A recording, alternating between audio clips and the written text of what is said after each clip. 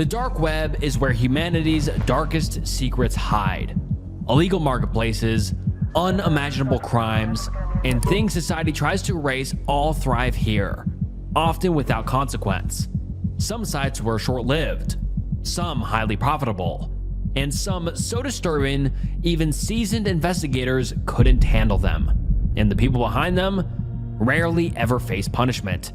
And today, we're skipping the Silk Road and the stories you've heard 100 times over. Instead, we're diving into some unknown dark web websites. Make sure to like the video and subscribe to the channel. And we're starting with one that is beyond disgusting. Pink, and I can't say the other word because of YouTube's guidelines, so pink crystal. Think about the Breaking Bad substance they cooked up. So yeah, pink crystal. In 2015, the world's biggest adult content website, you know the one, implemented a method for people to report revenge videos on their site. From that point on, if you came across some illicit content of yourself, which I imagine is horrifying, one click will take it off the website. But not every website is so inclined to help you.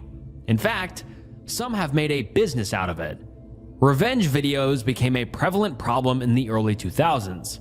Before then, it wasn't unheard of. Many people were caught sharing illicit photos of their exes, but the difference is, these incidences were isolated, often shared among close friends, which is gross to say, but that's like max 20 people. Your standard loser didn't have the resources to humiliate their ex on the macro. But when the 2000s rolled around, people had more reach. Social media, chat forums, emails, cell phones, and cell phone cameras. Gone were the days of professional adult videos. Now anyone could make one. And worse, anyone could share it. Not with a couple of people, but with countless thousands. Now, with every bad breakup loomed the possibility that private images or videos could be leaked onto the internet. And I hate to say this, but there's a ton of people who couldn't care less about consent. In fact, they enjoy non-consensual exposure. Now, thankfully, this stuff doesn't survive on the surface web anymore. Most adult websites have safeguards in place to prevent it, but the dark web has no such rules.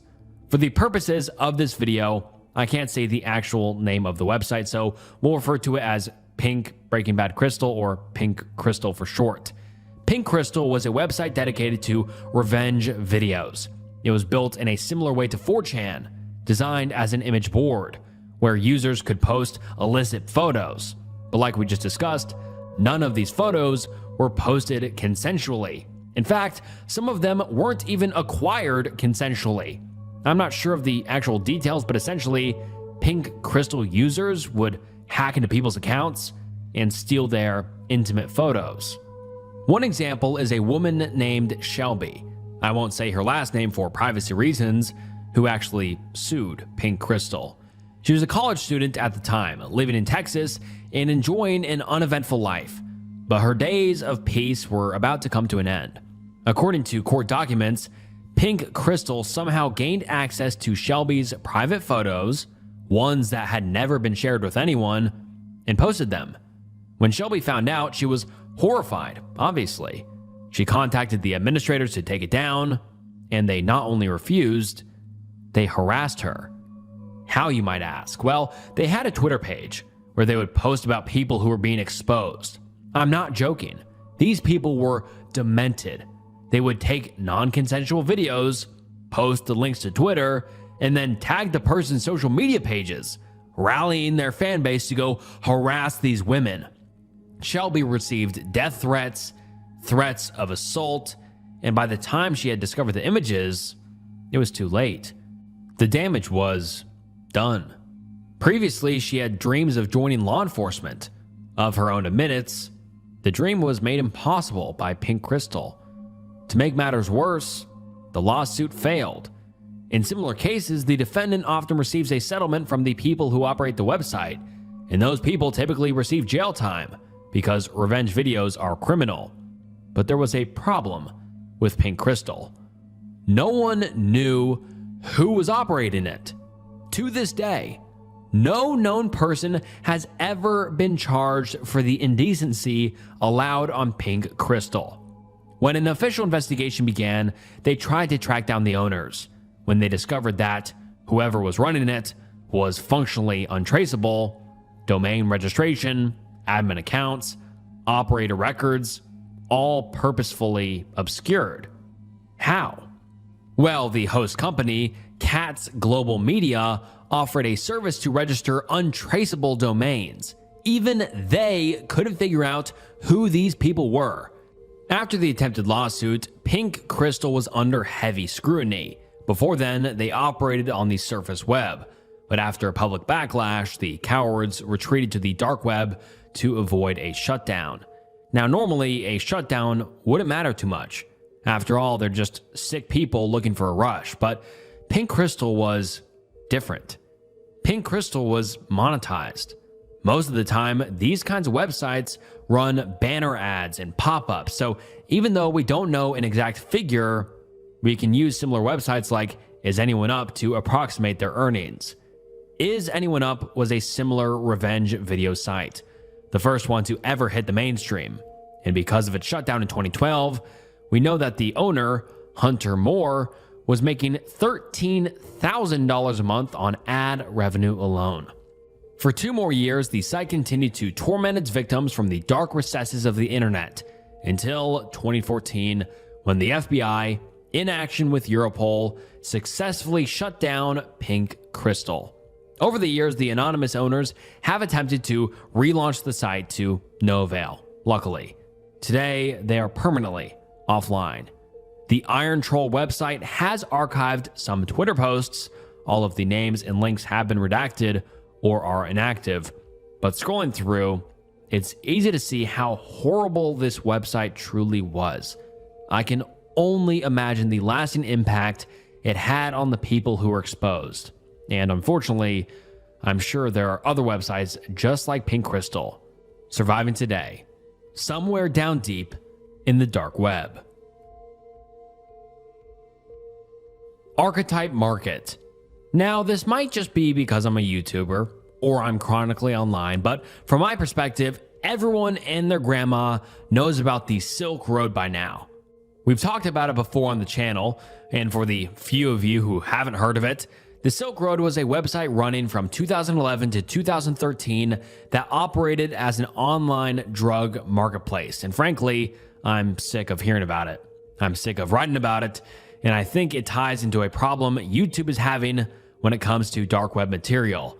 When the internet was new and scary, the websites hosted on untraceable browsers seemed like the most horrifying things online. But as the internet got older, and I did too, I started to notice that most of the videos talking about dark web websites were the same old, tired, recycled ones we saw 10 years ago.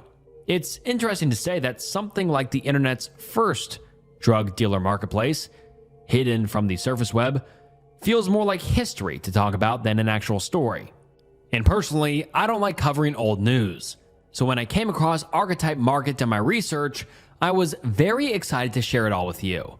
Let's start at the beginning. A boy is living his life in Germany.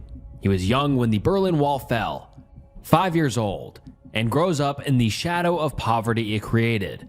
He's in close contact with drugs from an early age and begins experimenting. When I was younger, I thought I was invincible. I thought I was smarter than everyone else, so I skillfully ignored every warning and did what I felt like every day. Since I was a teenager, I've tried different drugs, but I have to say that alcohol was the worst drug for me. But this is probably also due to the environment and the circumstances. But like any young man, he wants to create something of his own. Him and his buddies get drunk and start thinking up ideas for a website. Something new. Something that would bring them out of poverty. But it never gets anywhere. He's stuck. Then, at the age of 20, he began his journey with hallucinogens. When I consumed hallucinogens for the first time, I felt like someone had just given me the gift of critical thinking. I started to question a lot of things. Firstly, why I'm drunk almost every day. I realized that I'm very far from what I imagined for my future when I was still a child. As a child, I always wanted to practice a social profession and do something good for the world and for my fellow human beings. But at that time, I actually did exactly the opposite. I showed antisocial behavior and got on everyone's bad side as best as I could. I think that was also my ego death. I realized and perceived many things that I did not perceive before. After my first trip, I wanted to do it again, quickly, and took 4 more trips within a few months. After the 4th trip, I had a new self-image and didn't want to drink alcohol anymore. I stopped drinking alcohol overnight and haven't had a drink for over a year.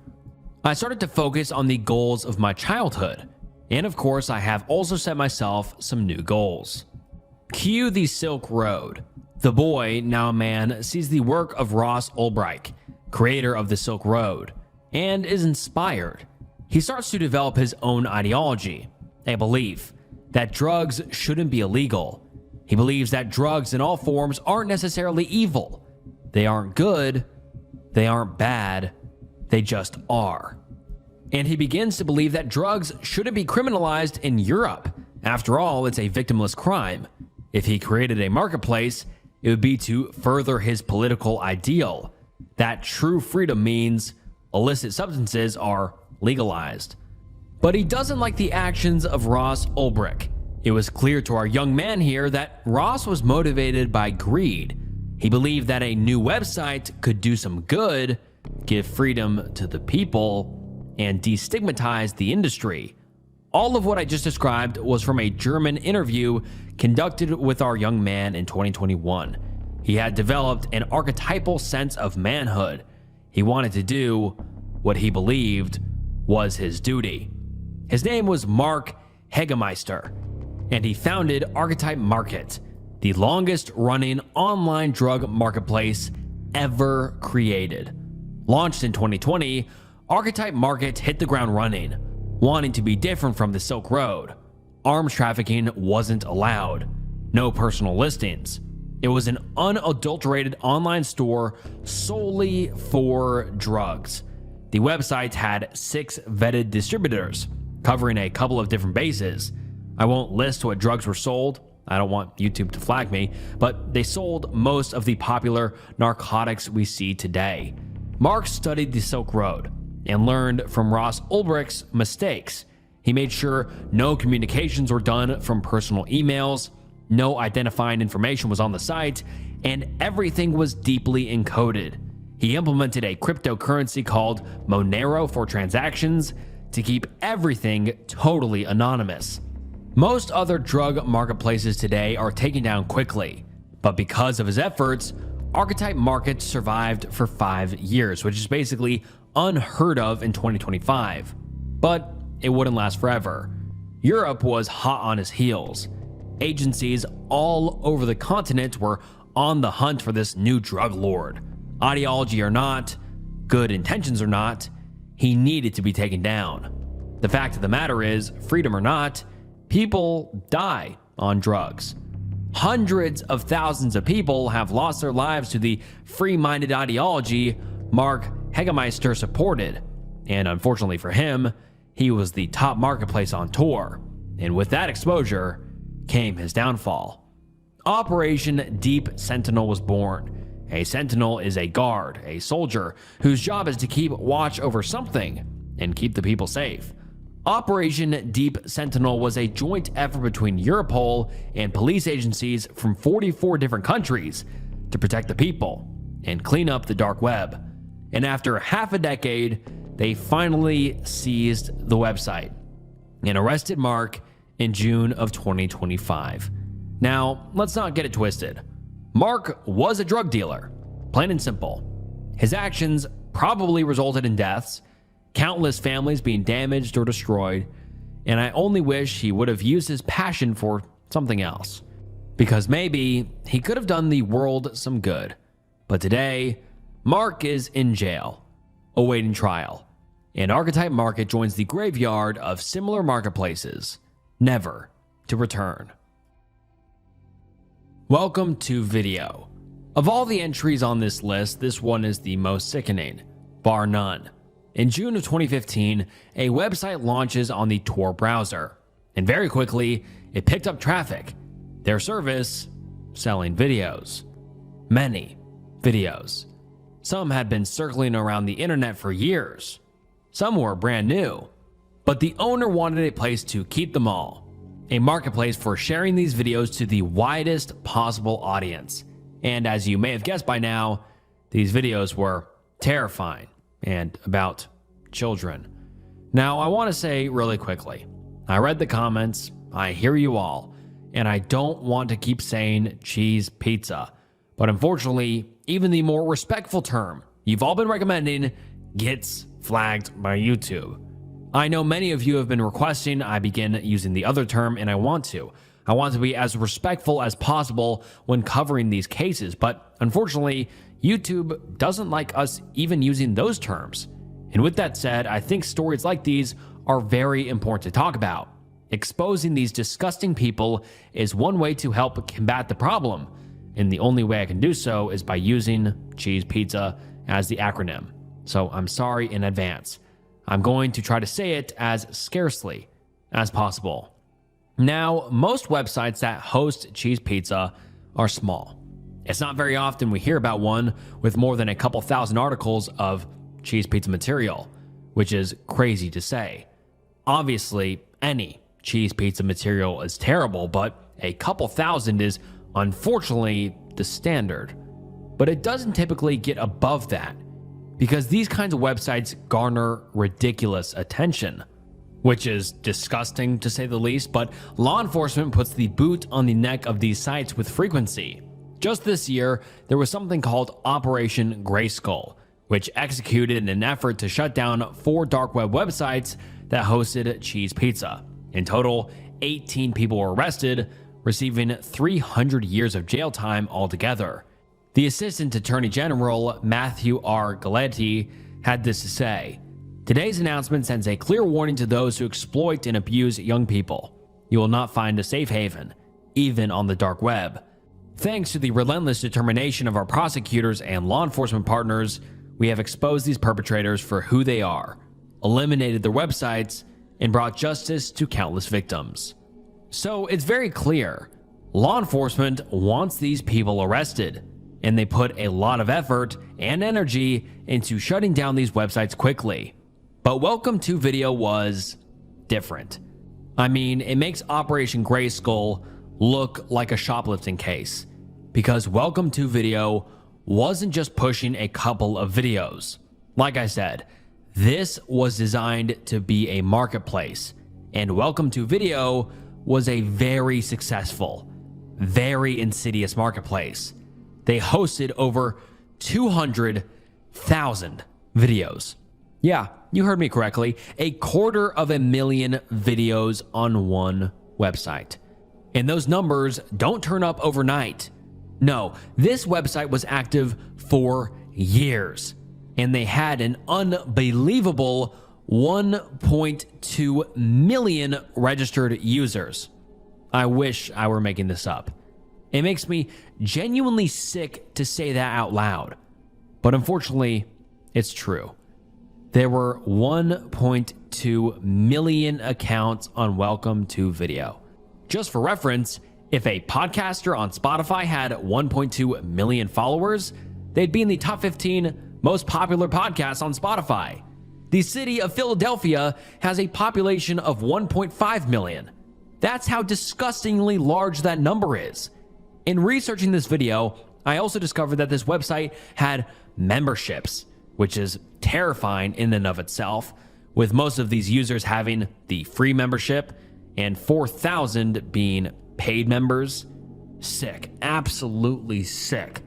A lot of these videos were acquired from another site that was shut down called Avesno, but the growth that Welcome to Video saw was undeniably massive.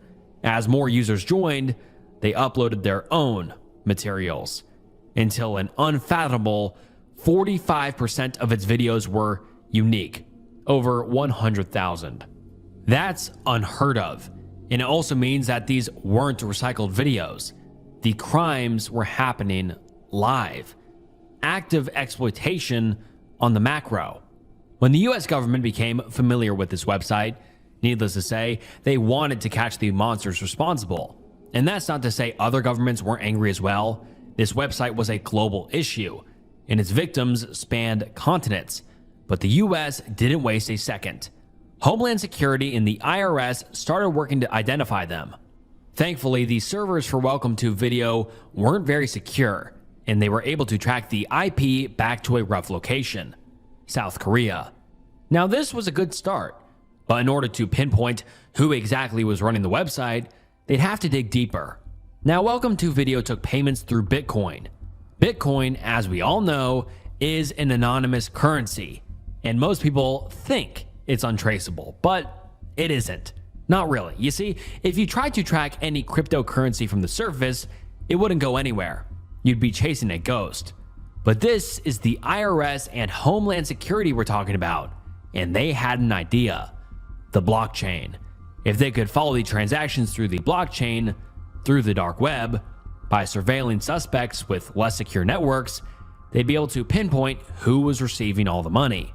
And in March 2018, 3 years after Welcome to Video was published, which is 3 years too goddamn late, South Korean resident Son Jung-woo was arrested for creating the now infamous website, along with 337 other people. Those 337 people weren't just active users. During the investigation, they discovered that a lot of the videos were from active crimes of exploitation, and each of them was arrested. In this process, many children were saved. Happy ending, right? Nope. The guy is free today. How, you might ask? Well, when he was convicted of the crime, South Korean courts gave him an 18-month sentence for the production and distribution of cheese pizza. That's it. Now, the maximum sentence for cheese pizza in South Korea was 5 to 7 years, which is still unacceptably low, but he got a lighter sentence because he needed to support his family. I wish I was lying. The US attempted to extradite him so we could charge him here, but South Korea refused. When he was released after a year and some change, they charged him with fraud for gambling with the cheese pizza money, giving him another 24 months for a total of 42 months or 3.5 years in prison. Now, keep in mind, the maximum sentence at that time in South Korea was 5 to 7 years. That's it. Nothing more than a slap on the wrist. Now, if this makes you ridiculously angry, you aren't alone. The citizens of South Korea were absolutely infuriated by how short this monster sentence was. And eventually, they took it to the Supreme Court of South Korea, who later raised the maximum sentence time from 5 to 7 years to 29 years, which, yeah, glad they changed it, but that doesn't detract from the fact that this man is walking free today. He can't leave his country or he'll be rearrested, but he's free. I have nothing else to say about this website except I'm glad it's gone, and I wish the other 1.2 million people involved would face some consequences, but today, it looks like that isn't gonna happen. But at least the laws got changed in South Korea, so maybe next time, more people don't have to get hurt, and more people like Son Jung-woo can be properly punished. Carter. As you all know, the United States and Russia have been strong allies for 80 years, and nothing has ever impacted their relations negatively. If that joke wasn't obvious, here's the plain English. Our governments have been at odds since before they invented sliced bread, and when it comes to issues online, including the dark web, neither nation sees eye to eye. And the story we're about to cover takes this conflict to a whole other level. We're talking about Roman Selznev. Now, I wasn't familiar with this man either, or his website, Carter, before researching this video, so let's discuss this man's timeline, and I'll try to fill you in as best as possible.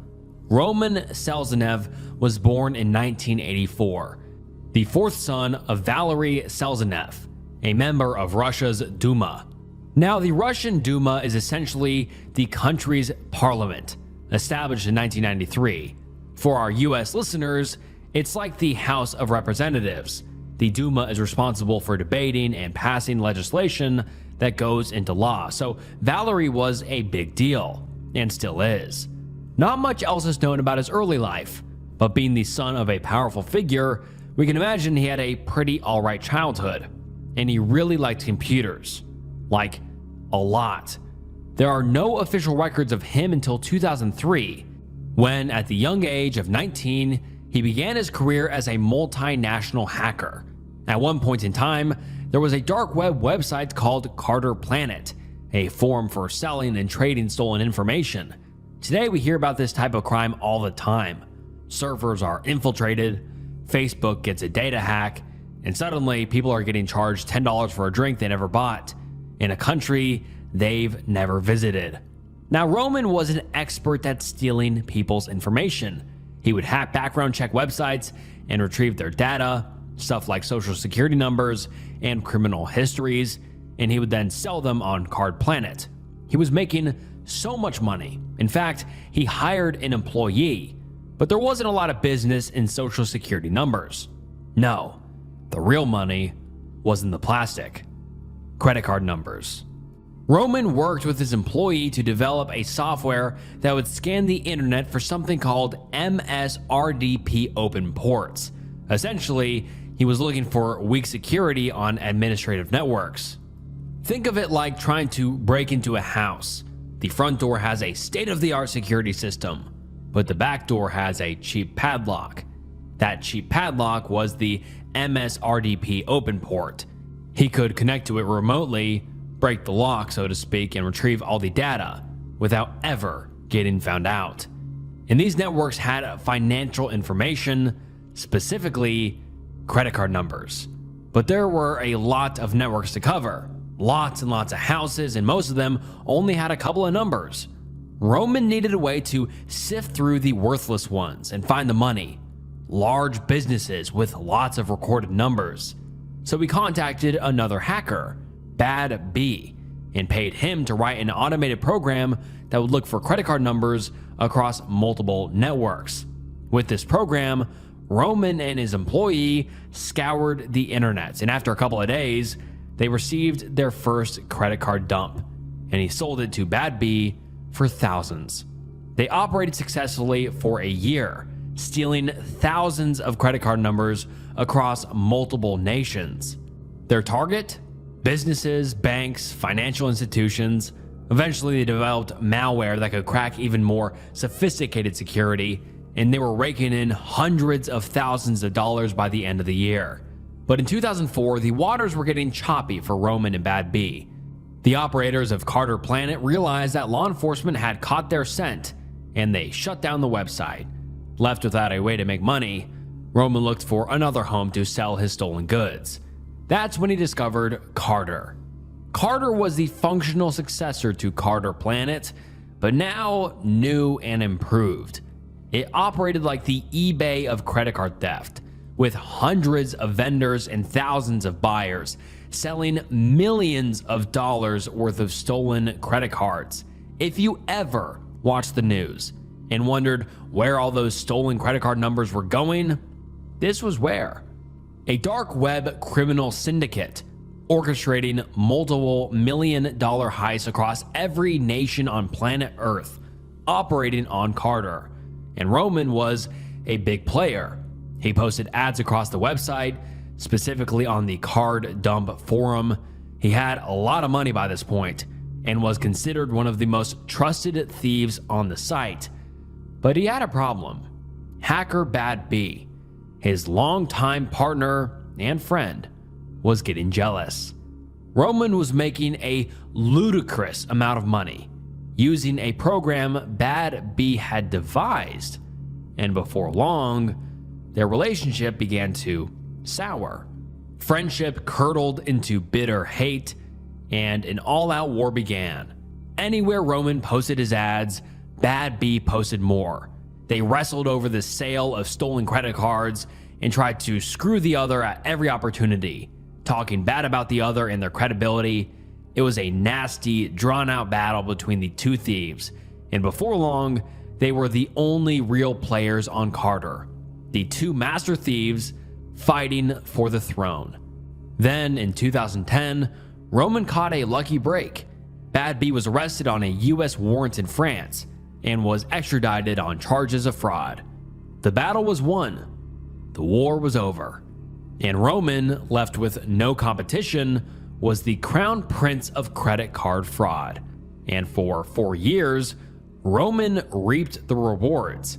He traveled the world, hired more employees, and was richer than ever. The smallest estimate for how much money he made is $17 million. He stole over 2.9 million credit card numbers for a total cumulative theft of over $169 million, plucked from the pockets of everyday civilians. That's right, he was single-handedly responsible for the theft of over $169 million, making him one of the most devastating thieves in modern history. Until 2014. You see, the United States were made aware of Carter about 2 years before Bad B was arrested. And this time, they weren't watching from the back lines. They had a front row seat. The Secret Service had infiltrated Carter and spent years following breadcrumbs to catch these criminals. They went undercover, buying credit card dumps, both from Bad B and from Roman. Eventually, they were able to track down Bad B. But Roman was more difficult. Roman was smart. He used multiple usernames to disguise his identity. Online, he wasn't Roman Selzenev, he was NCUX, Track 2, Bulba. One name was literally just Tupac.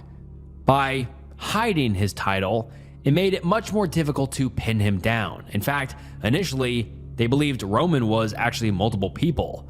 But Roman made some mistakes along the way. Firstly, across all of his aliases, the pricing never changed. This was odd. Most vendors had different pricing to compete with the competition. Roman and Bad B had different pricing. Think of it like McDonald's and Burger King. They were trying to outdo one another to sell the most of their product, but these aliases always had the same pricing. And over the years, the Secret Service tracked his writing style in communications with each of the 4 personas. All of this made it abundantly clear. These weren't 4 separate hackers. It was one man operating a multi-million-dollar business with very little help. So, how did they catch him? Well, after they buy a credit card dump, they'd collect all of the institutions that had the cards saved online. When they did this, over the tens of thousands of instances, they were able to narrow it down to a couple of institutions. From there, it was clear this wasn't a team effort, again, reinforcing the theory that this was one man. And remember when I was talking about MSRDP open ports? The cheap padlocks that Roman used to infiltrate these institutions? Well, Roman was remotely connecting to the networks from his personal computer. And in doing so, he left behind key information, the digital version of a physical footprint. He left behind his IP address. Even when he used VPNs, systems for obscuring his IP address, he would reuse the same systems, hosting companies and domains, all under the same aliases. And with this information, the Secret Service was able to get a name and a location: Roman Selzenev, the Maldives. In 2014, in coordination with the Maldives government, he was arrested by local Maldivian authorities and extradited to the United States. The dark web mecca of credit card fraud, Carter was finally shut down, and the crown prince of credit card fraud was finally in custody. But the story isn't over yet. So far, we've talked about the US interest in catching Roman, but what about his home country, Russia? Well, although the war between the two thieves was long since over, the war between the nations was just beginning. News broke all over the world. The United States made another arrest on a dark web kingpin, and another website shut down. The people were safe once again. But when Russia got word, they had a different story to tell. They called it an illegal kidnapping by the United States. According to them, Roman was their concern and their citizen, so the United States had no right to imprison him without Russian due process. They asked where Roman was being held, or where he had even been arrested, and the US refused to give up the information. The Russian government was pissed. To them, this was an incredible disrespect. Eventually, through the American legal system, the Department of Justice eventually revealed that Roman had been arrested in the Maldives, and this continued to exacerbate the national conflict. You see, the Maldives doesn't have an extradition treaty with the US, and still doesn't to this day. The government of the United States negotiated with them specifically to arrest Roman and shut down his dark web enterprise. But the Russians considered this a departure from international legal norms. However, the US was prepared to defend itself. Back in 2009, when they discovered Carter, they believed Russian citizens might be involved. So they reached out to the FSB, which is essentially Russia's FBI, and requested assistance in capturing the criminal who would later steal hundreds of millions of dollars from basically every nation on the planet, Roman Selznev. But Russia denied the request. They refused to help. In light of this, the US stated, "We had no other option. You didn't want to arrest him, so we did." So for years, he was held in the United States awaiting trial until 2016, when Roman was found guilty of wire fraud, device fraud, credit card fraud, illegal access to protected computers, and the compromise of over 2 million credit cards. He was charged with 27 years in federal prison, but he didn't spend 27 years in prison. Don't forget, Roman's father was a Russian politician. This wasn't some random kid. This was the Russian equivalent of a senator's son, and they wanted him back.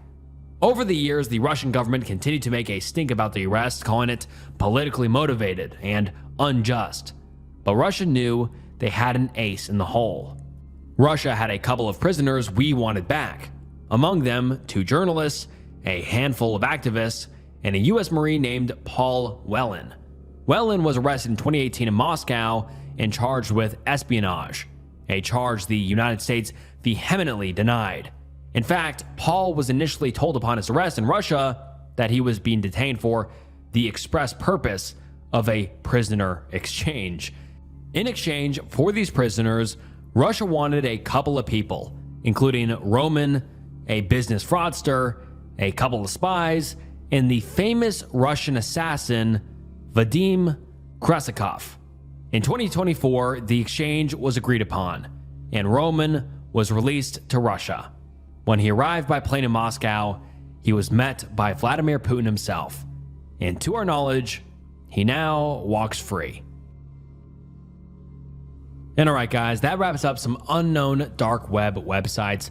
I really enjoyed this video. This was a little bit different than the previous dark web websites. Like the title even says, these were unknown. These were a little bit more obscure. These were more unique, so hopefully you enjoyed. If you did find this video interesting, please like the video and subscribe to the channel. It helps more than you know. And if you enjoyed this video, I'm sure you'll enjoy others, so check out some other videos on the channel. I appreciate you guys watching. It means the world. Thank you so much for watching, and this was Snook, and I'll see you next time. Bye. Hey, what's up guys, and welcome to Reddit Horror Stories. This video will include tons of spooky and scary true Reddit stories of scary encounters or experiences people have had. And I'll keep the intro short because I'm really excited to dive into these interesting stories, so make sure you stick around and listen to all of them because they are definitely worth the listen. And also, before we get into it, please consider subscribing to the channel and liking the video. It helps a lot and I appreciate it a ton. But alright, without further ado, welcome to Reddit Horror Stories. How my friend and I were stalked for years and nearly kidnapped. First part of the story got deleted, so I'm gonna shorten it. Basically, a summer camp me and my friend started to attend in 2019 does surveys every summer based on the topic we'll be discussing, so we get better public speaking and a more generalized opinion from others in the area. Me and my friend teamed up with 2 counselors and hit the town.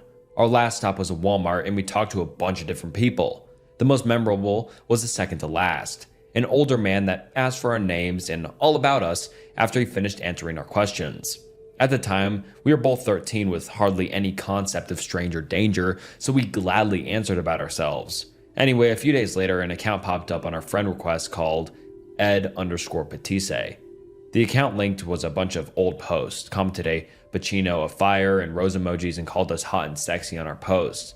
It got to the point where they started to send blank pics. So me and my friend ended up blocking the account. Only a few days later, the account was permanently deleted.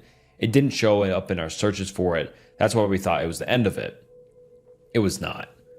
When we finally got back to school in August, we basically forgot the event altogether. Yet, again, this time on both of our Facebook accounts, we got a notice from someone named Ed Batisse wanting to be our friend.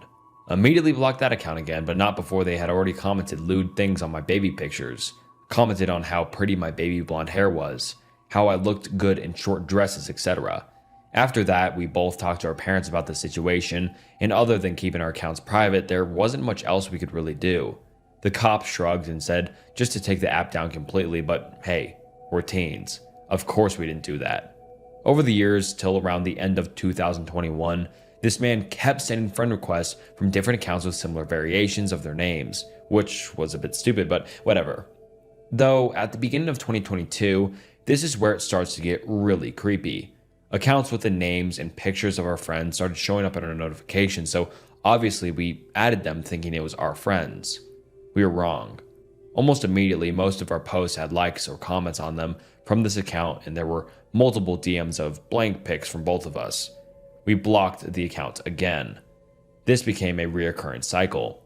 An account with friends info, pictures, and mutual friends would get hacked, stolen, duplicated, etc., just so they could friend us again and again without us worrying too much about it. Finally, it got to the point we stopped adding people from our school at all, even friends. The final time this happened was the summer of 2022. The swarm of fake accounts had stopped roughly 2 months prior, and seeing as this friend request looked legit by a school friend, I decided to try it out. My friend didn't, she was still very wary, but I decided to give it a shot. The compromise was to fully delete our socials and get new ones if this account turned out the same. I was definitely a stupid 17-year-old, but try not to judge me too harshly. But this account didn't spam our pictures, didn't DM us blank pics, just interacted with us like any normal school kid would. A like here and there on a new post, a like on a story posted, never commented on posts. So finally we thought it was over. Haha, wrong. Strange things started to happen and became more of an intentional thing than a coincidence. I would post a picture of me and a friend at the park. A couple minutes later, a white truck pulled up in the lot, eerily close to my car, driver's side door, but we tried not to think too much of it. There were still a few spaces over. Me and my friend were in the swings, basically straight line of sight of the parking lot. The truck lights remained on, pointing at us for a long time. It got to the point that me and my friend finally started getting worried and anxious, so we hopped up from the swings and decided to take laps around the park instead. The car was far too close to mine for us to be comfortable chancing getting to it in time. Mind you, it was 10 p.m. at night, so we were the only ones there. We waited and roamed the park for nearly an hour before the truck finally drove away. That's when we raced to my car and I drove home, looking behind me frequently just in case. This happened in early June, and it kept happening. I didn't really notice it, thought it was a one-off occurrence. It never dawned in my head that it happened after I posted pictures of said where I was with friends. But I started to see a white truck just about anywhere I posted about. Even one that would wait outside my high school when I posted a story about my walk to my mom's store only a mile from our school. Again, young and dumb, I didn't think the worst of it. I thought it was a parent waiting for a kid, plus there was a bunch of people that own all kinds of variations of white trucks in my town, so I never put much worrying into seeing them all the time. My friend never mentioned any white truck, and if we were together, we rarely saw any of them. But I started to get nervous of them after one time I was walking to my mom's store. I decided to take a glance at the driver of the truck that sat near the car line every day after school. It was the same, if not a bit older, man from our Walmart survey trip of 2019. It was bizarre, definitely. We were never expecting to see him again, especially since we met him in a few towns over from our town. Yet, lo and behold, he was right there. That's when I walked, probably ran actually to my mom's store. This kept happening, and I finally knew I was being stalked after seeing him that first time because I saw him everywhere on foot.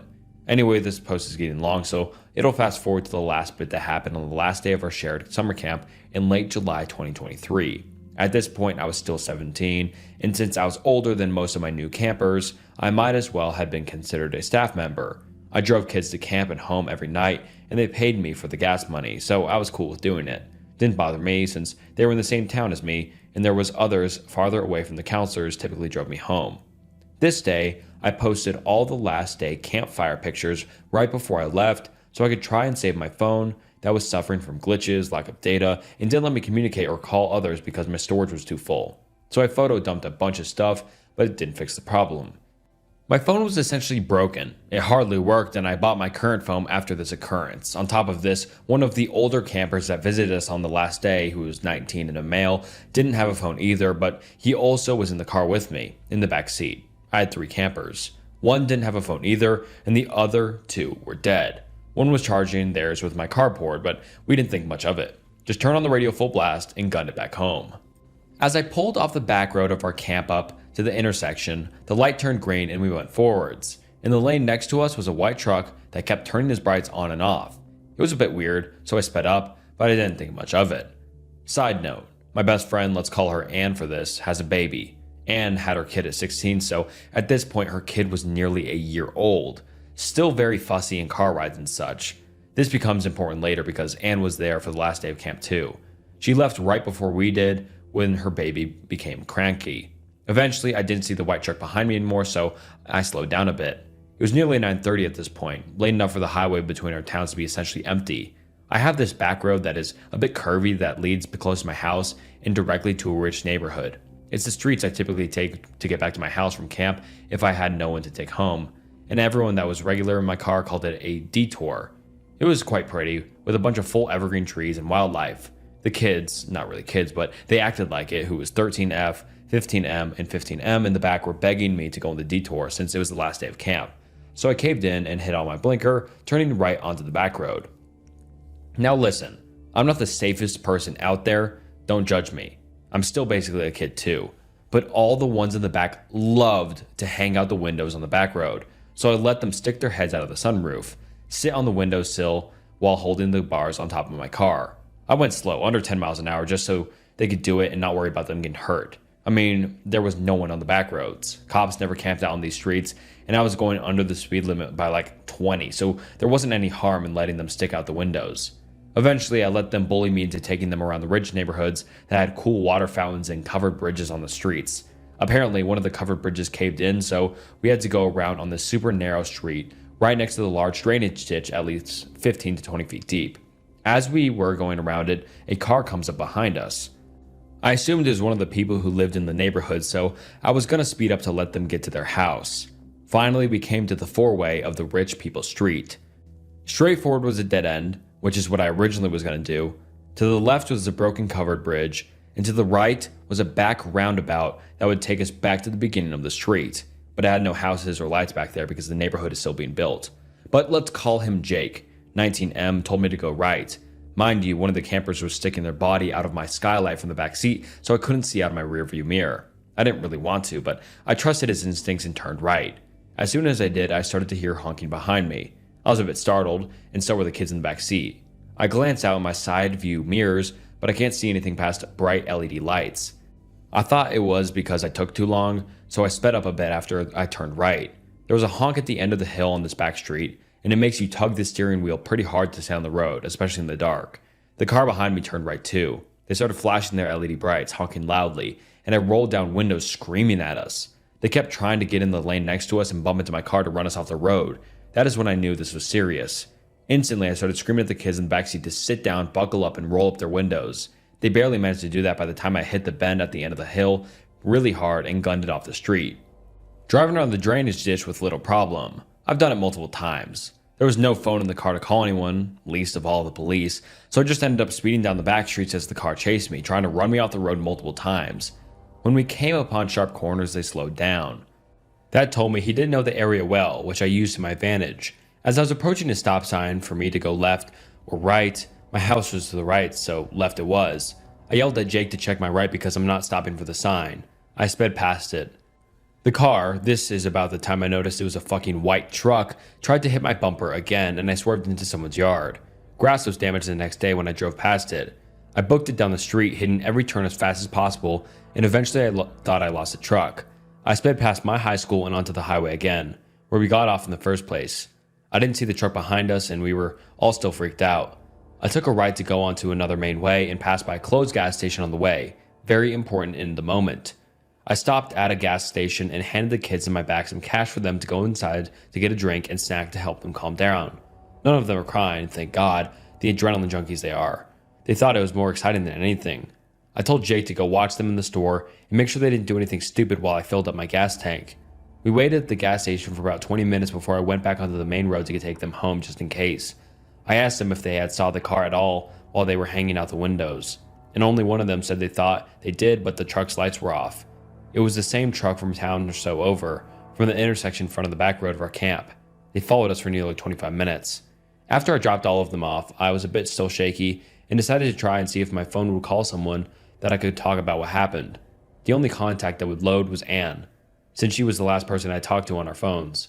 With a stroke of luck, my phone actually let me call. She picked up, but all I could hear from her side of the line was her crying. Obviously panicked, I asked her what was wrong.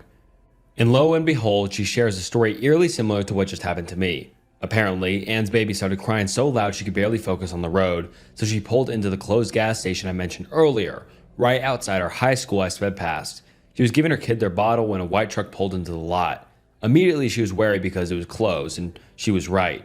Less than 30 seconds later, this truck parked horizontally in front of Anne's car to block her in. She immediately started the car again, locked her doors, and pulled off over the grass curb, blocking her from the street. She was not chancing her baby at all. Anne told me the only thing she remembered was a man that we had saw years ago in the Walmart, his eyes staring at her like she was just a piece of meat for him to have.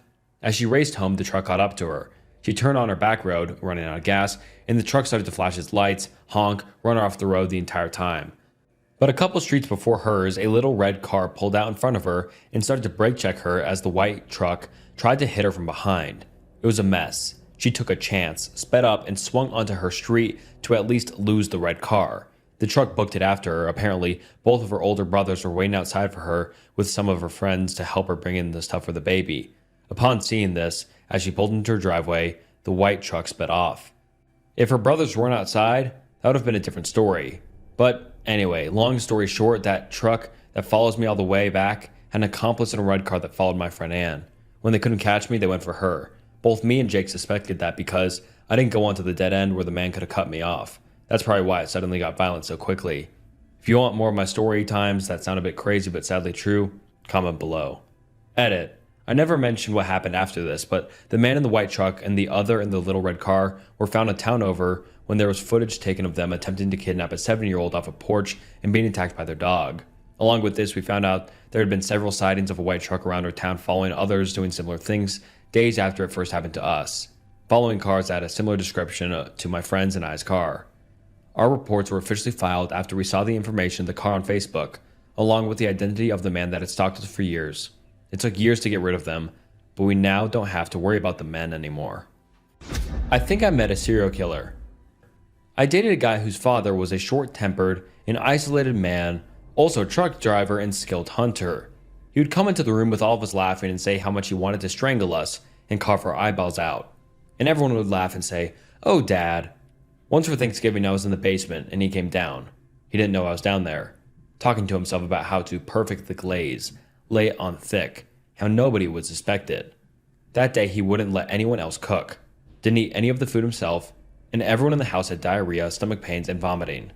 Before I'd left for good, his dad took a truck driving job to be trained in Ohio. We were in Illinois. Nobody heard from him for 2 weeks, but he called crying from Washington State, saying he lost his wallet and ID and needed help home and missed his family so much. Nobody asked any questions at all. They got him back. It stuck in the back of my mind how he had started Uber driving that New Year's in the city, and there were a few stories of women that had gone missing around that time who were never seen again after getting into an Uber. Maintenance man tries to get into my hotel at 11 o'clock at night. Last night, my wife, 1-year-old daughter, and I were staying at the Element in Orlando on I Drive, and at around 11 p.m. we hear someone open our door and try to come in. For the layout to understand a little better, at the end of the hallway leading to our room, there's another door that is before a set of 5 rooms, so we are staying in one of those rooms. You need a key to get into that door as well. I hear that door open, and immediately that's when someone tried to come into our home. Fortunately, I had the secondary lock on that would stop the door unless you unlocked it from the inside. I have my gun and look through the peephole and ask, "Can I help you?" He responds with, "Maintenance." I then say, "No thank you," and he rushes away quickly and leaves, testing no other doors. I know this because a minute later I opened my door and the secondary door and he was completely gone. He was wearing the company uniform except he had on black gloves and had nothing in his hands or nearby to perform this quote-unquote maintenance. At this point my wife is freaked out and calls the front desk, who seem very caught off guard, and say that they test all the doors to make sure the key battery is not low. Which I understand, but what I can't understand is them testing at 11 at night and only testing my door and no one else's. That seems like something you would do before someone checks in or after they check out. We then call the cops and the manager is at the door with the one cop who comes out, and she states that they have to test the doors before maintenance leaves at 10. So now I'm wondering why this guy didn't clock out an hour ago. At this point, the cop steps in the room and shuts the door to talk to us privately and sends the manager back down and says he will speak to her if he needs her. When he's in the room, he asks what happened, and I let him know the situation, and he agrees with us that it's very strange and something that doesn't sound right about this. But at this time, there's nothing he can do except give us his advice. His advice was to make sure to not let this go and to call corporate. He did also say that the front desk woman was giving him different times every time he would ask about her when the maintenance men clocked out and did this lock check. He did ask us how much longer we had at our stay. We are leaving here in the morning, which he said was good. Is there a possibility there's something going on here in the hotel that the night shift is all in on? Is this just an over-exaggeration and I'm just being a Karen? Also, as a side note, in the morning, my wife did go down and have breakfast with herself and my daughter, and I wasn't there with them until they were about to finish up. Could someone have thought she was staying here alone? When you go into the room, if you don't look into the closet or have my one backpack, all you could see is just my wife and daughter's stuff all out in the room. If you came in to make the bed, which they did. I'd love to know what anyone else thinks about this and what I should do, if anything. Truck stops are either haunted or portals to hell. I worked in the truck stop industry for about 15 years. All of the following stories took place at the same location. I worked there less than 18 months. If people are interested, I have other stories at other locations, but this one had the most frequent occurrence of weird stuff that happened. I was given the opportunity to help open this brand new location, and since it came with a fat raise and a promotion, I definitely accepted. It now has been about 5 years since the location opened. I don't believe there's a single employee left that was there when we opened of the over 60 employees we hired prior to opening day.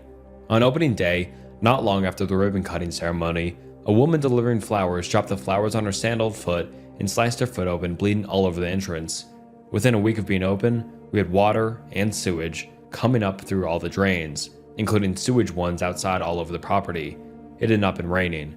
It wasn't like a flood situation, otherwise we had no idea what caused it to happen so suddenly. And just as quickly as it happened, it went away. Plumbers were baffled.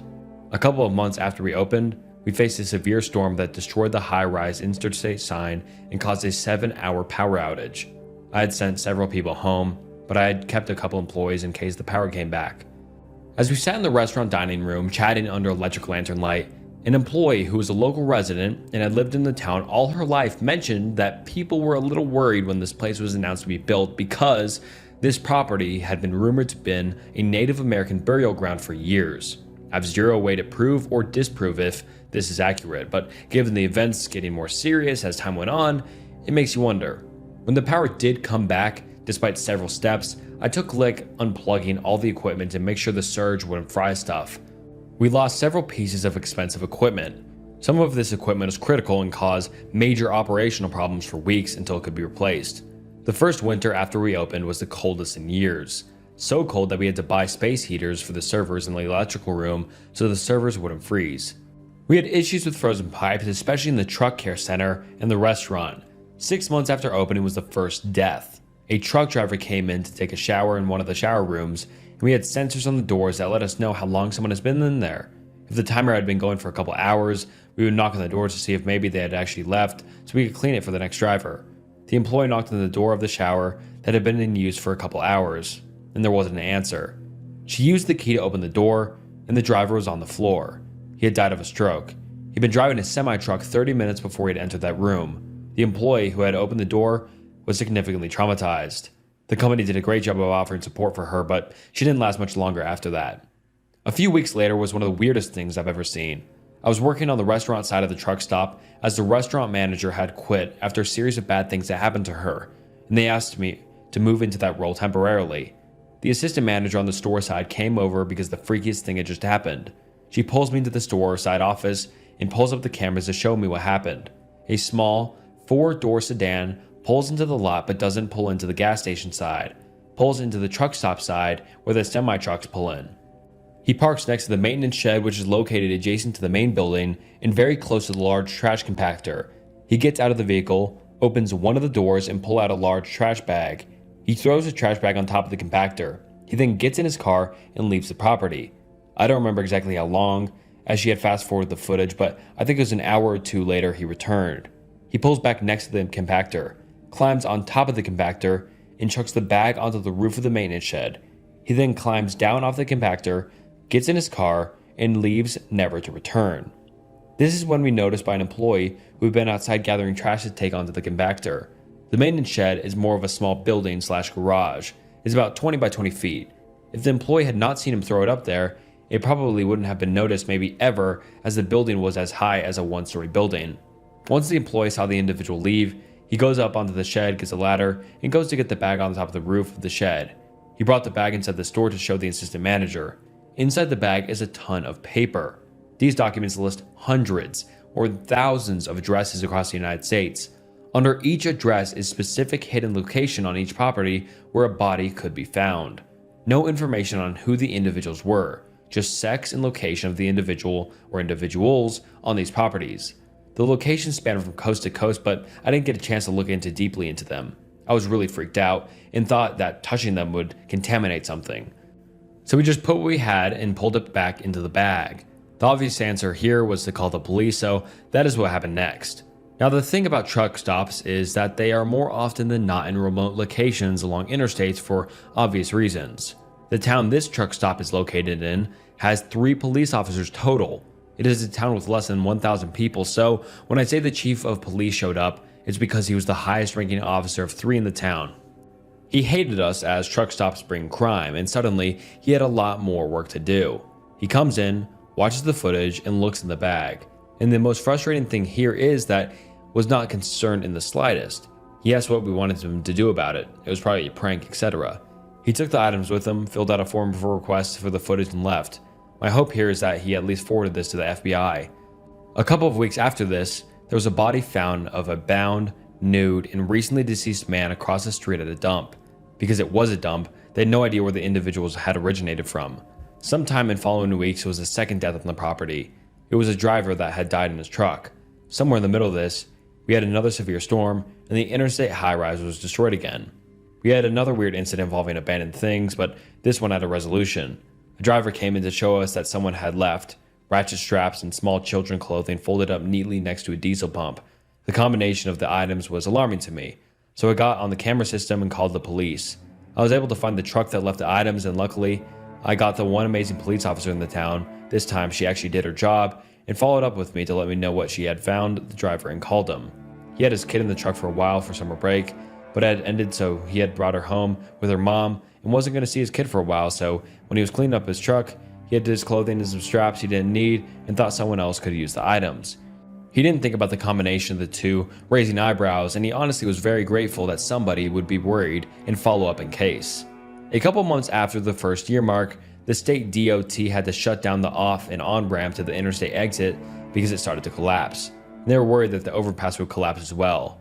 We had nearly zero business for weeks as construction crews rebuilt the ramps and repaired the overpass. It was during this time that I earned a promotion to a general manager role and was moved to a different location. I kept in touch for a while, especially with my former boss and the assistant manager. The incidences continued. Couple of months after I left, there was 2 major incidents, but I cannot remember which came first. One was involving an individual that entered the building with a machete. He was aggressive. The employees were terrified.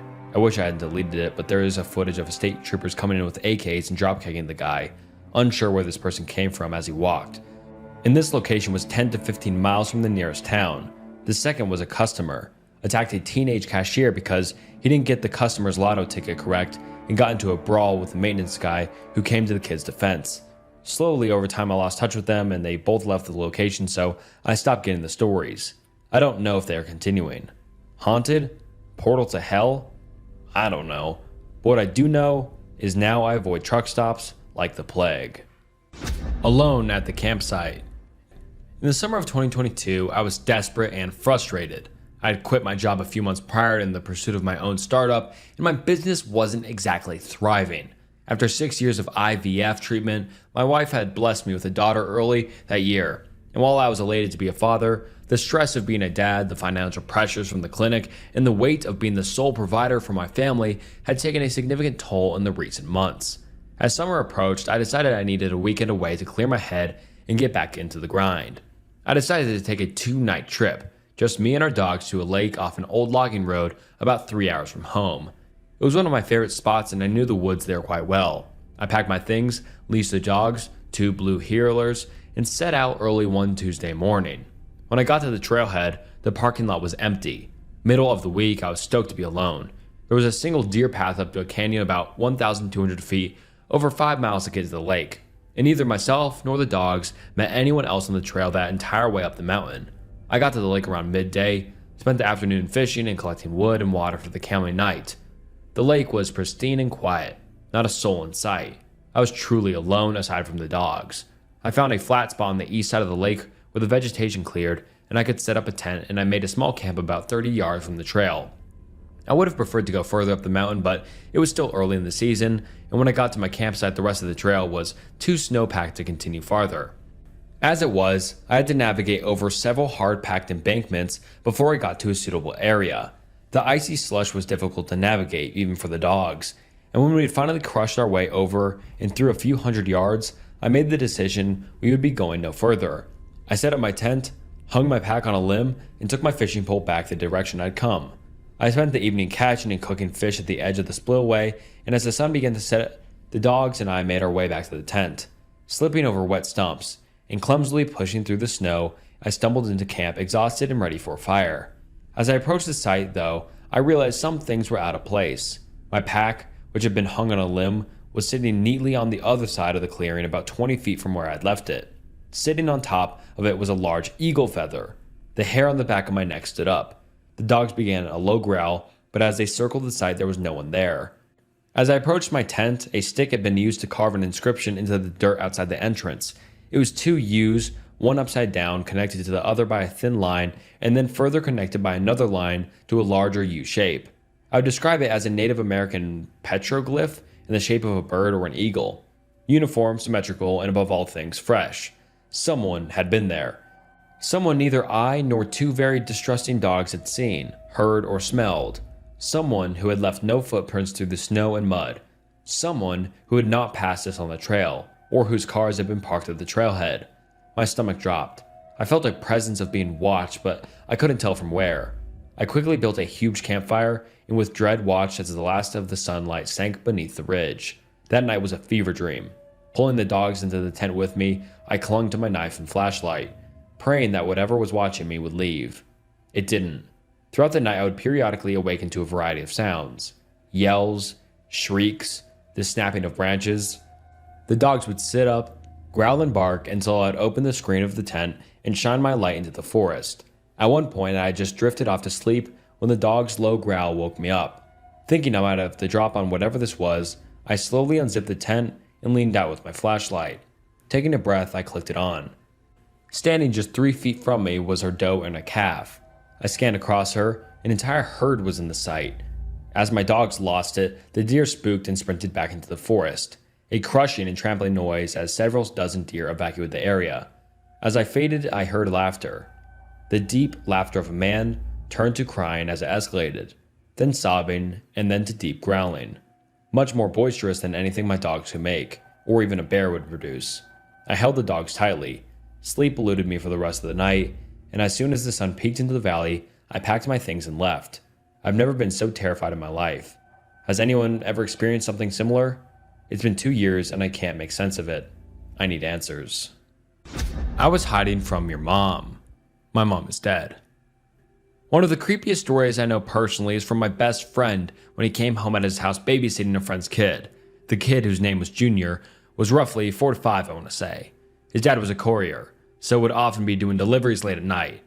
David, my best friend, was a teen by this point, so being home without an adult was no great task.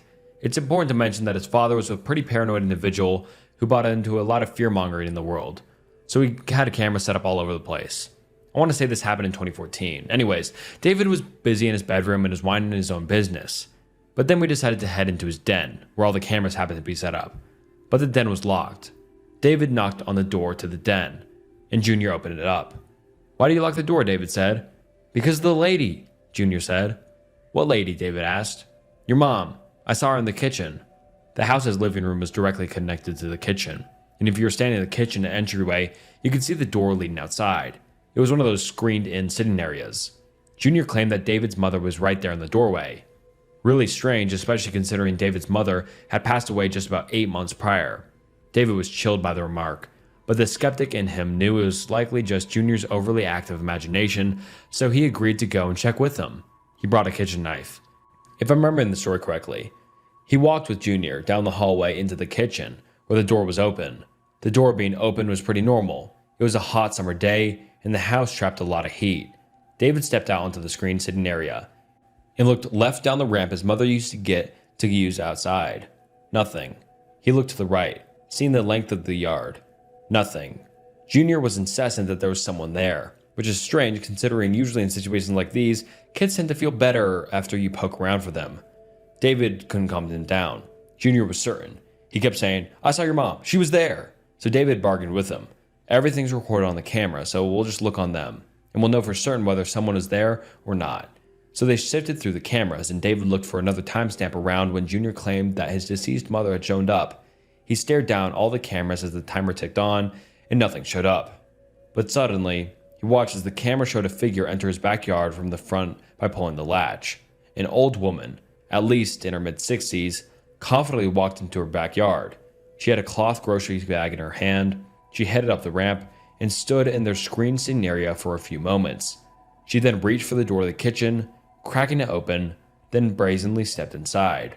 After some time, Junior saw her in the kitchen and headed to David to tell him.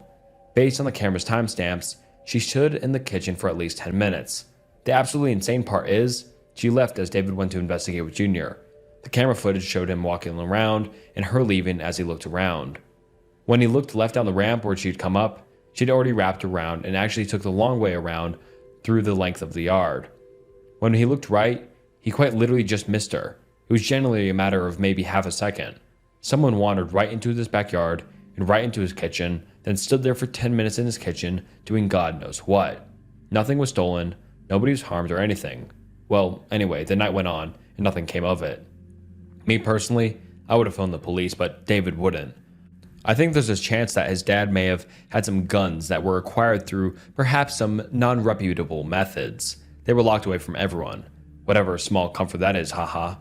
So David's instinct was that his dad would likely be furious about the police being called. Well, anyway, some time passed. Days, weeks, who knows. I'm not even sure how this information came about, but somehow David was told by either a family member or a staff member that the old woman that wandered into the house had dementia and had an episode and just sort of found herself there by a string of coincidences. People are scarier than anything paranormal. This is a true story of something I experienced. It must have been over a decade by now. I was a kid at the time. My dad had bought this quaint house on the outskirts of a little town. It was a decently sized home with a big backyard overlooking the marshes and unused farmers' fields, and the only entrance to it was either through the house or across the large fields. To put into context how this fits into the story was because my bedroom at the time of living with my dad was situated on the back of the house, facing the big backyard. I remember one night very vividly, some 10 to 12 years later, I was sitting in my room doing digital artwork on my computer. It was something I loved to do as a teenager, and I'd listen to music with headphones on. The way I was sitting had me facing semi away from the big window in my room, the largest in the house. I had my blackout blinds drawn. It was the only room in the entire house that had the light on, and I'd assume from outside you'd see slivers of light through the edges of the folding blinds. I think it was between 2:30 to 3 a.m. I was peacefully minding my own business when I hear a massive slam on my window. It was dull but a loud thud, and what I thought was a shout. My dad was sleeping peacefully in the room next to me. How I didn't hear anything at the time still amazes me to this day. I remember just sitting there, shook, no clue what I just heard, until it happened again. I heard it clear. Somebody was outside my window, in the backyard. Whoever this was had no reason to be there. I remember being too scared to open my blinds. Instead, I got up, just staring at the window, not taking my eyes off it. Something I'm thankful for this day was I went with my gut feeling. My gut feeling was telling me to grab a flashlight and check the front door. This was an old house, so I would have to leave the comfort of the house to enter the barn to get to the main entrance of the house. I remember shining my light through the glass in the window. The window had been frosted film for privacy, but sure enough, I barely got the flashlight lifted 3 to 4 inches of the glass before seeing the coat of whoever was out there. The real kicker? Absolute terror set in when I realized the door hadn't been locked the entire time. I managed to lock it and run inside, and the first thing I grabbed was a bread knife. Not practical, but when your adrenaline and fear is coursing through your brain, it's the last thing you think of. I remember trying to wake up my dad, who passed out like a drunk sailor, to see whoever was outside. We never found the man, and he never came back. Had I not locked that door, prank or not, I dread to think what could have happened to me. I've seen some shit in my life, but people will forever scare me. Deep Sea Expedition Encounter. This story is not mine, but my uncle's. Please excuse any formatting issues, I'm on mobile. I've been wanting to post this story for some time, but haven't found the best r/. If another place is better applicable for the story, please let me know. I'll clarify that what I believe the story to be true, there's a lot of room for speculation. I'll start out with some background information. My uncle has been a marine biologist for the past 50 years. He is now in his 60s and has spent the last 25 years teaching marine biology at a university. His area of expertise has been the North and Mid-Atlantic Ocean. Growing up, every time he would visit him in Cape Cod, Massachusetts, he would tell us countless stories of the numerous deep sea expeditions he participated in. Prior to his teaching years, he was primarily a researcher. Every single story was interesting and filled with wonder. The story I'm about to tell is the only one that has me questioning what is really out there in the deep ocean. For the sake of this story, I'll refer to my uncle as Uncle Jay, or just Jay to keep some semblance of anonymity. This story begins when Uncle Jay was getting ready to embark on an upcoming expedition to the Mid-Atlantic Ridge. The research vessel they would be traveling on was a medium-sized vessel about 80 meters long. One of those ships that has a crane, and it was crewed by maybe 20 men, and there was about 15 marine biologists of various specialties attending. It was early summertime in the 90s. I'm unsure on the exact date, and Uncle Jay was about 30 at the time. He said they could have had a better day for loading the vessel. The ocean was calm and the weather was beautiful. They would be out at sea for the next month and a half, all weather forecasts looking promising. Once the ship was loaded, they embarked on their journey. It took them approximately a week to reach the ridge. The primary goal of this expedition was examine and possibly identify new species of sea life in that region. Additionally, they wanted to examine how known species lived. They didn't have any submarines, so in order to find any new species, they had an intriguing plan. Using the crane on board the ship, they attached cow carcasses to the hook and lowered them into the water near the ocean floor. A few feet away from the hook was multiple cameras and lights to observe any sea life that might devour the carcass. Uncle Jay said they had about 10 carcasses. They would begin their journey in the northern portion, lower the carcasses into the water for a few days, and move south along the ridge, repeating this process. When the carcasses were lowered, in the ship would power down all engines and simply drift. If they drifted away from the ridge, they would power up and very slowly move back into position. Because this was a rather low-budget mission, the cameras on the hook didn't provide a live feed, and all footage was thoroughly examined after. That was about 48 hours of footage they had to sift through after each time they pulled up the hook. They had been at this for about a week and had not made any new discoveries, but did gain valuable footage of rarely seen sea life consuming the cows. At this point in the story, Uncle Jay said everything was going according to plan. The seas were calm and everyone on board was enjoying their time. They were onto their 5th cow carcass. It was about 5 p.m. and they hooked it up and lowered it into the water. This portion of the ridge was about 3,500 meters deep and was pushing the limit of how much cable they had on the crane. Now, for this mission, 2 of the marine biologists were required to monitor the crane and their location in relation to the ridge at all times. My uncle and another biologist drew the short straw and had to watch overnight. They would swap out around 9 a.m. Uncle Jay said it was an uneventful night. Him and the other biologists chatted all night and bounced different theories off each other. Around 7 a.m., just as the sun was rising, all was calm. Almost too calm, Jay remarked. They hadn't drifted off course throughout the night. The ocean was just like glass. Much of the crew was beginning to rise as well, but what happens next is a complete shock to everyone on board. It's important to note that the crane had been angled off the right side of the ship. All of a sudden, and very rapidly, the 80-meter long vessel began listing to the right side. It was almost as if something grabbed the hook and began pulling it deeper. My uncle said the immediate panic he felt was unlike anything he had ever experienced. He said it felt like the ship was going to capsize. They immediately sounded the ship's onboard alarm system to notify the crew of an emergency. Once they had their facilities in order, after the initial shock, my uncle ordered the other biologists to begin reeling in the crane. Since the cabling was so long, it would take about 20 minutes to completely reel in the line. The other biologists began to reel in the crane, but the winch was struggling and the ship was leaning more and more into the water. My uncle said that just as the water began to pour over the right side of the ship, it smacked back down to an upright position. He was sent flying into some containers. Many of the crew had begun to come out now as well. There was several injured on board, but nothing was life-threatening. Over the next 20 minutes, as the crane was still retracting the line, the crew assessed their injured and any damage to the ship. My uncle was ultimately uninjured despite being thrown around. He said waiting for the line to come up was the longest 20 minutes of his life. Everyone was in complete shock as to what just happened. 2 minutes of complete chaos, and now all was calm again. When the crane returned to the surface, the cow carcass was completely gone, and the large metal hook was slightly bent. A few of the cameras was missing, but thankfully not all. The cow carcass being completely gone was the most interesting part, as in every other case it was never gone completely. The vessel's captain made the decision to head back shortly after this incident, much to the disappointment of the biologists, including my uncle, who wanted to find out what could have caused this. However, several onboard generators were damaged in the impact, and they were essential to the ship's operation, so they had to return. My uncle believed it was because the CPT and ship's crew were terrified, and rightfully so. On the week-long journey back, the biologists examined over the footage to try to identify what caused this. The footage by all accounts was normal. There was the carcass about 10 meters off the seafloor, illuminated by the floodlights. Some small shrimp like sea life was feasting on the cow, when all of a sudden the cameras went black.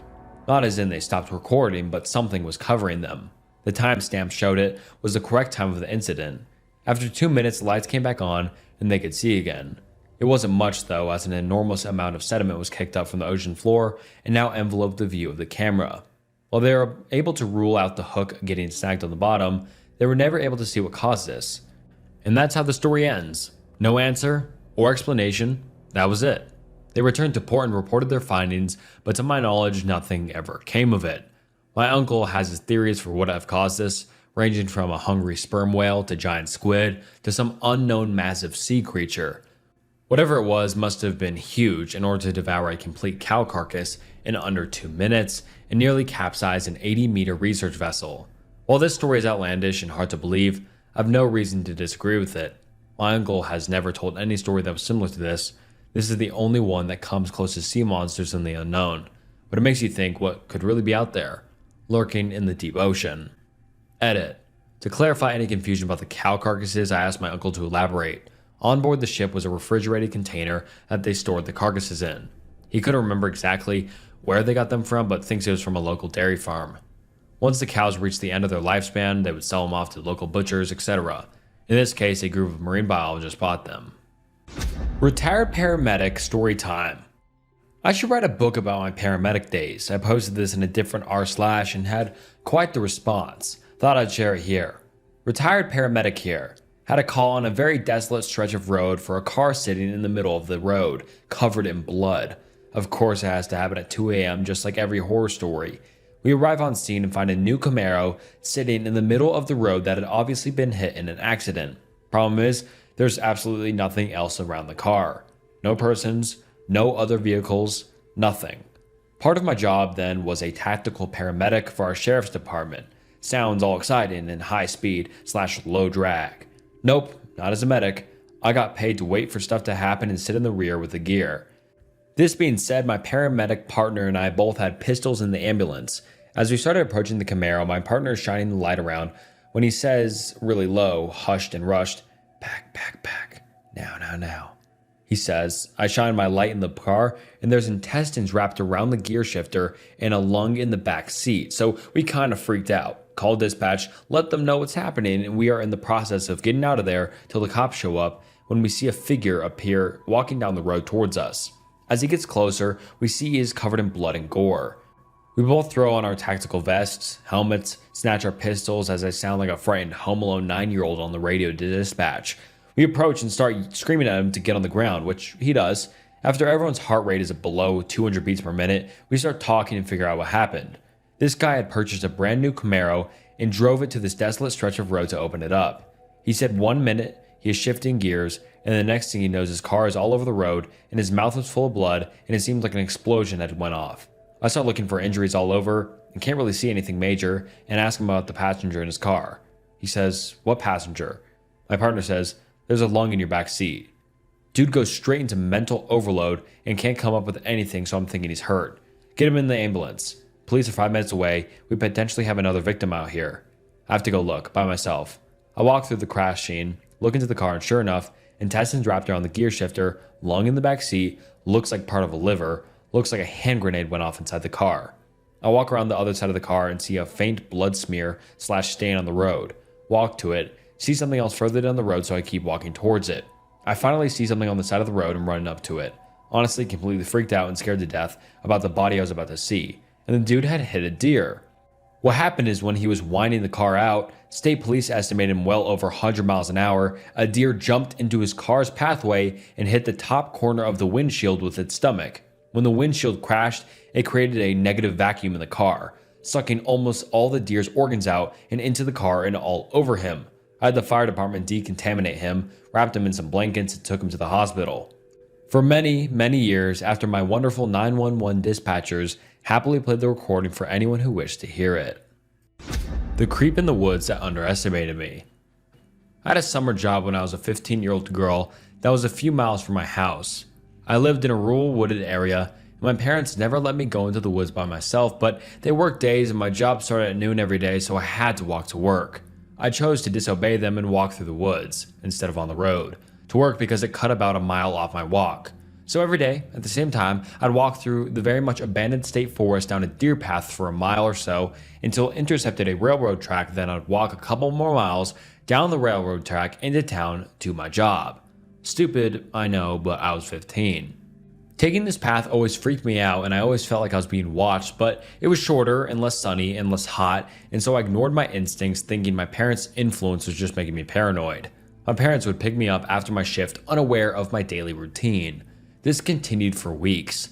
One day I'm walking about a mile from any houses, deep in the woods, and there are 2 Corn magazine pages that had been ripped out and placed on the trail facing me.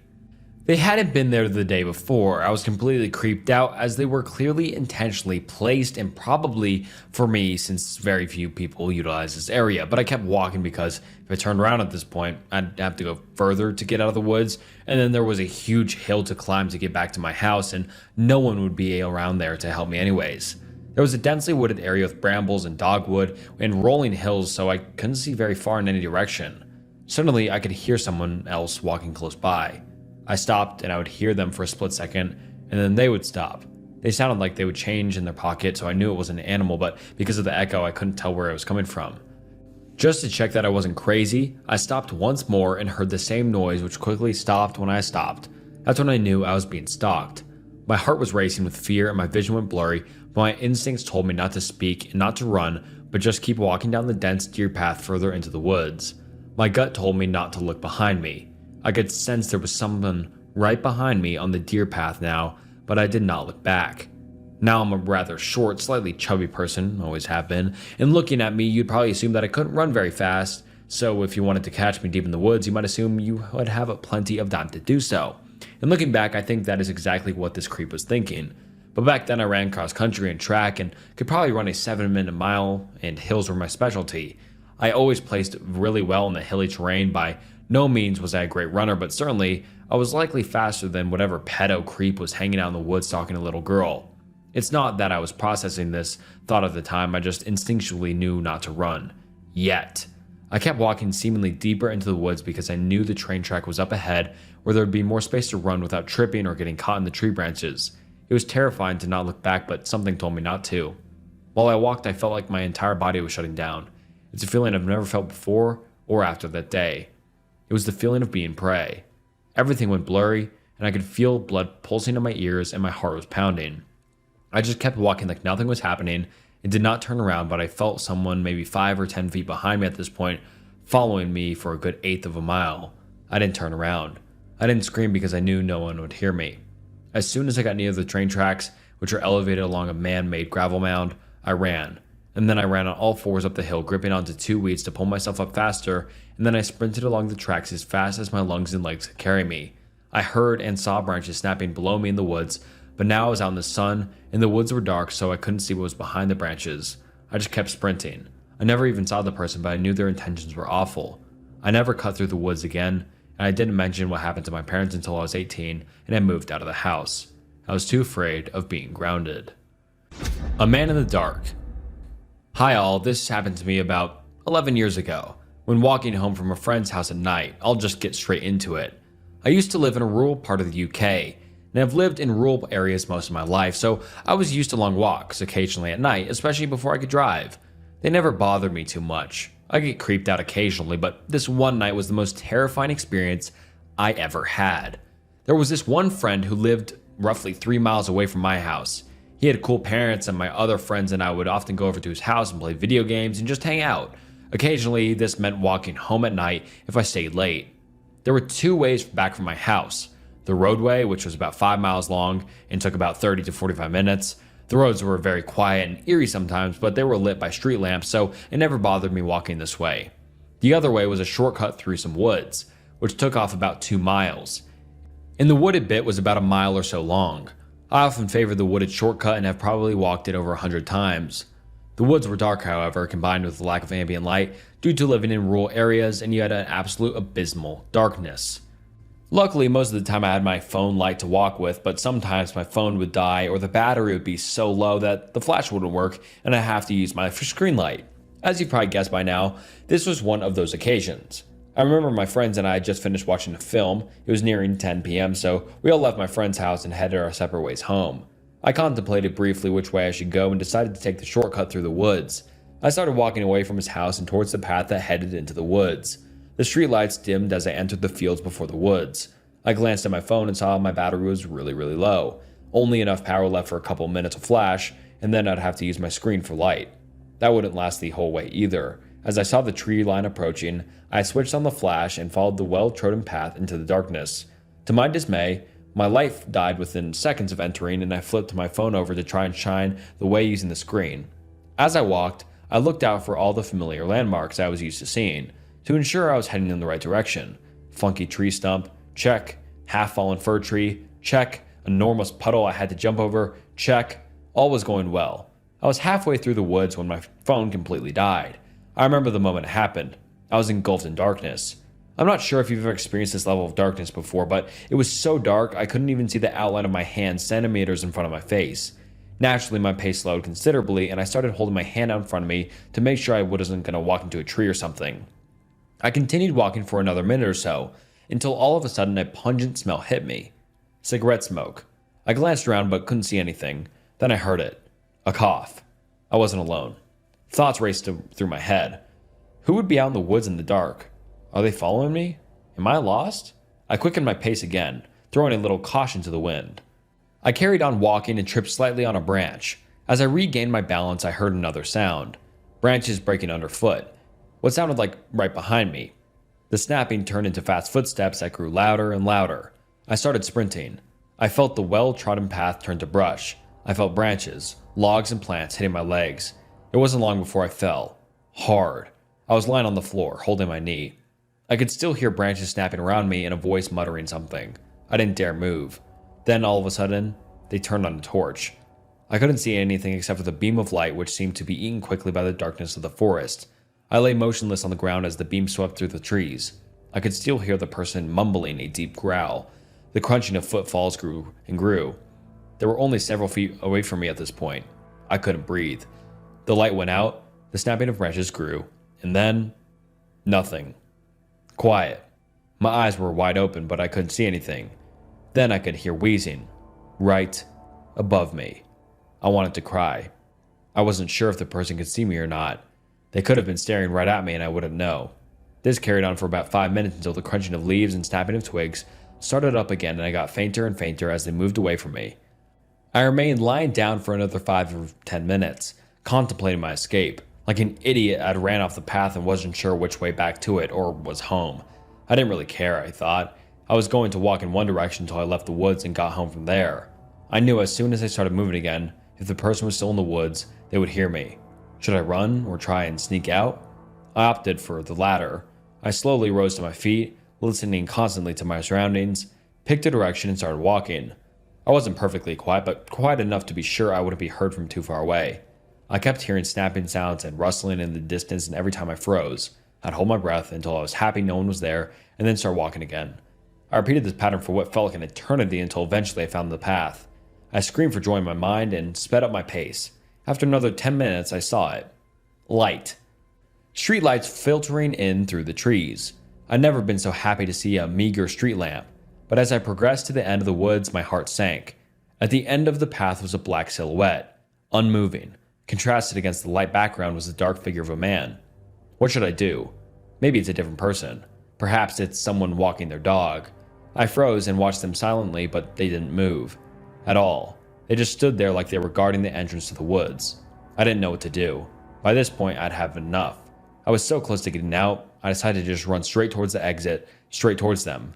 I was a 6-foot young man. If they wanted to stop me, they'd have a hard job of it, I thought. So that's what I did. I started sprinting. The figure grew and grew, and as I reached them, I stepped to the side. I heard someone growl, "Fuck," loudly, and felt something clip the back of my head and tug the back of my jacket. I cleared the sheep gate in one leap and sprinted into the light. I eventually stopped running when I could see the first house and looked back. The entrance to the woods was quite far away now, and I couldn't see anyone standing by the entrance. Relaxing a bit more now, I finished my walk home. That's pretty much it. I know I could have overreacted. It could have been someone out for a walk in the woods, a dog walker or camper, but what I thought was strange was that they didn't use their torch except briefly on one occasion. Once they heard me, they also actively seeked me out. Who knows what they would have done if they caught me. In any case, I never walked that way home alone again. Not at night anyways. If you see someone waving you down on a desolate highway, don't stop. I was on an assignment for the Army, making my way up from San Antonio, Texas to Tacoma, Washington. It was a long drive, so they gave me 6 days to report to my new unit. But I didn't mind. I love road trips. There's nothing like the freedom of exploring the world by yourself. The first day of my journey, I planned to get as much driving in as possible so I could spend a few days in Utah. A sort of mini vacation, you could say. This was January and the days were short, so maximizing the amount of daylight I had was crucial. I got up early in the mornings, carried the last of my bags out to my Corolla, signed out of my old unit, and hit the road at roughly 5 a.m. It was an amazing day. I saw the landscape transform around me as I headed farther west than I had ever been in my life. From the San Antonio metropolitan area to the savannas of Edwards Plateau to the pancake flat farmland of the Great Plains region, America's breadbasket. Finally, the farms opened up into prairie, and I saw the "Welcome to New Mexico, the land of enrichment" sign. Now I was really in the middle of nowhere. Continuing on the US Route 380, I eventually found myself in Roswell. I could have gotten a few more hours of driving in and made it to Albuquerque, but I figured since I was in no rush, I might as well see what Roswell had to offer. Who knows if I could get a chance to visit again. As a fan of the strange, dark, and mysterious, as Mr. Ballin would say, I took a self-guided tour of the shops and attractions. The next day I continued to Albuquerque, then westward on Interstate 40. By the time I reached Gallup and started northbound on US Route 491, I still had 2 hours of driving left before crossing the border into Colorado, and another 45 minutes before I could get to the Cortez, my planned stop for the night. However, my daylight was already running out as sunset was at 6 p.m.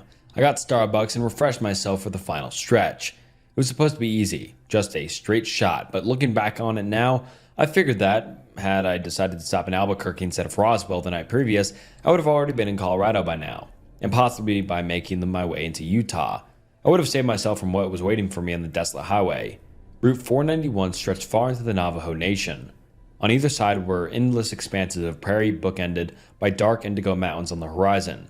To my left, the sky glowed a faint orange-purple, the light slowly dying down like smoldering embers in a fire, until finally plunging the land into darkness. Every now and then, I would see a forlorn headlights of another car passing by, which gave me a bit of relief that I wasn't alone. I also had my road trip playlist on to keep me company, and call me ironic, but Hotel California was playing. After passing the small, lonely town of Newcomb, the next place of civilization would be Shiprock. However, between the two was a 36-mile stretch of absolute nothingness, an abyss I had to cross. I was not ready for what I was about to witness. After several miles and having not seen another car on the road, I saw something strange emerge from the horizon. Barely lit by the moonlight, I thought it was a road sign at first. Then as I came closer, I realized it was a person, walking on the shoulder of the road, heading in my direction. I squinted, trying my hardest to focus on the figure. In the darkness, I could tell they were wearing a poncho of some sort, with long black hair flowing down their chest. Who could be walking out here, all alone at night? I thought. Whoever it was, they had no lights, no reflectors, no strobes of any kind to signal to passing cars that they were there. And they walked on the pavement, dangerously close to oncoming traffic. I pulled to the left a bit, giving the wide berth. Suddenly, my stereo cut out, as if I had turned it off. The screen went completely dark and my phone disconnected from Bluetooth, which was unusual. It certainly did happen from time to time, so I thought nothing of it. As I approached, I saw the person raise their right arm, as if to flag me down and hitch a ride. Oh no, I thought. There's no way that's happening, buddy. As my headlights swept by, I realized it was a man, dressed in a button-up shirt, a wool poncho, jeans, and cowboy boots. His large belt buckle glinted as the lights passed him, but in that split second I realized with abject shock that not only were his eyes painfully wide open, but they seemed to be tracking me. Somehow he was able to see me through the glare of my headlights and look me dead in the eyes, not breaking contact until I passed. I was shaken for a bit, but my nerves gradually subsided. My stereo abruptly turned back on and my music continued playing. I brushed everything off as simply my imagination, the darkness and the shadows playing tricks on my mind. Besides, the man was behind me. I figured he must have been drunk. Indian reservations sadly had high rates of alcoholism. I looked at my rearview mirror. He was gone. I couldn't see him. Maybe he's too far behind me? No, that couldn't be. It must be too dark. Maybe. I drove on, trying to figure out what just happened, but at the same time forcing myself not to think about it. Just when I thought I had moved on, I saw another shape in the distance. Getting closer, I realized it was another figure. Another person walking alone at night? There's no way. They walked along the shoulder of the road, swaying back and forth. Slowly, I could make out this person was also wearing a poncho. Then I saw what looked like long, black hair reaching down past the chest. No, there's no way. It was the man. The same man. But how? The man raised his arm again, trying to flag me down. What did this guy want? I kept up my pace with no intention of stopping for any reason. Just like last time, my stereo turned off again. Suddenly, the man leapt out onto the road, arms waving frantically. I swerved into the left lane, narrowly avoiding him. In my headlights, I noticed he had the same wide-eyed look, his gaze locked onto mine. I also saw that his clothes did not look as they did the first encounter. Once they were clean, if not well worn, but now they were soiled and tattered, rags barely hanging onto his withered frame. His hair was wild and unkempt, with clods of dried dirt stuck in his locks, but his eyes remained the same. My heart nearly burst through my chest at the sudden shock. Hyperventilating, I slowed down and glanced into the rearview mirror to make sure he was alright. Nothing could have prepared me for what I was about to see. The man was running. He was sprinting towards me. I centered the wheel and accelerated, hoping to get as much distance from him as possible, but as I continued to speed up, so did he. Faster and faster I drove, but every time I looked into the mirror, I would see him right behind me, perfectly keeping my pace. His body tinted red by my taillights.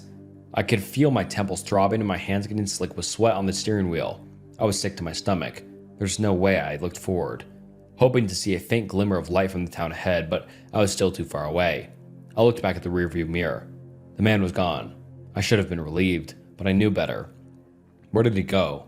I looked around, hoping to regain a visual on him. I couldn't see anything. Taking a deep breath, I refocused on the road, but kept my guard up. Just keep driving, I told myself. Only a few more miles to go. Out of the corner of my right eye, I saw something. Another shape. It wasn't the man, at least I didn't think so. I glanced over, bracing myself for whatever was going to meet my sight.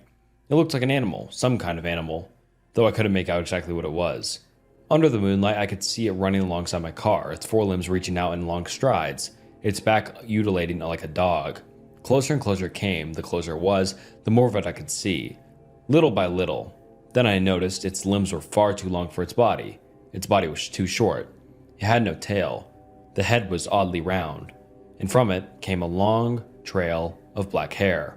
I slammed my foot on the gas, pushed my car's engine harder than it had ever been pushed before. By now I was clocking well over 110 miles an hour, but this creature, it kept up. It wasn't phased, it simply ran faster and faster to match my speed. Just what was I thinking? How could anyone or anything run this fast? The entity seemed to have endless stamina. Just how long could it keep up? Just how much faster could it go? Soon my car would hit its top speed, and then what? How long could it maintain that before breaking down? It wouldn't be long until my engine overheats, but regardless, I would eventually run out of gas, and when I do, what would happen if that thing got me? At 120 miles an hour, my car had reached its limit. This was the fastest I could go, but the creature continued its pursuit. My temperature gauge was approaching the red, and so was my tachometer. I couldn't keep this up any longer. Suddenly, like the beacon of a lighthouse on the tumultuous sea, the first light of Shiprock came into view. It was close, so close. If I could just go a little bit longer, I could make it into town safely. I pressed on. I fixed my eyes on the lights, growing brighter on the horizon. They bloomed outwards, glimmering in the night air. Though it was a small town, it was a sight for sore eyes in my situation. Looking into my periphery, I saw the mutilation of this creature's spine as it kept pace with my car. But now it was slipping away, steering farther and farther from the road. It suddenly hit me just how hard my heart was beating. Beads of sweat dripped down my face. I looked over. The creature was gone. But this time the feeling of dread had also gone with it. My stereo once again turned back on, and as my music resumed, I breathed a deep sigh of relief. I let off the accelerator. The man, the creature, whatever it was finally gone for good. Having white-knuckled the steering wheel the whole time without realizing it, my hands were extremely sore, but I was glad to have made it through it. A week later, I told another soldier in my unit about what I experienced. Being originally from Albuquerque, she was familiar with the Native American legends of the Southwest. The conversation steered toward a certain creature that she would not dare speak the name of. She also told me that the highway I took was well known for all sorts of paranormal phenomena. Google what Route 491 used to be called, and everything will make sense. Be careful out there. And alright, anyways, that wraps up Reddit horror stories. I really hope you all enjoyed this video. I enjoyed recording it and all of it. Let me know if you'd like to see more like this in the future. And anyways, thank you so much for watching to the end. Make sure you like and subscribe to the channel. It helps a ton. And yeah, just once again, thank you so much for watching. Until next time, see ya. Hey, what's up guys, and welcome back to the channel. And today we're getting into some strange 4chan threads, and today's threads and stories are weird, disturbing, scary, and just super interesting, so you'll want to stick around. And I appreciate you stopping by. It means the world. Please like the video and subscribe to the channel. The channel subscriber goal is 1 million subscribers, so please subscribe to the channel, and I'd love for you to join the community. And yeah, this video will be long enough already, so without further ado, let's get into some strange 4chan threads.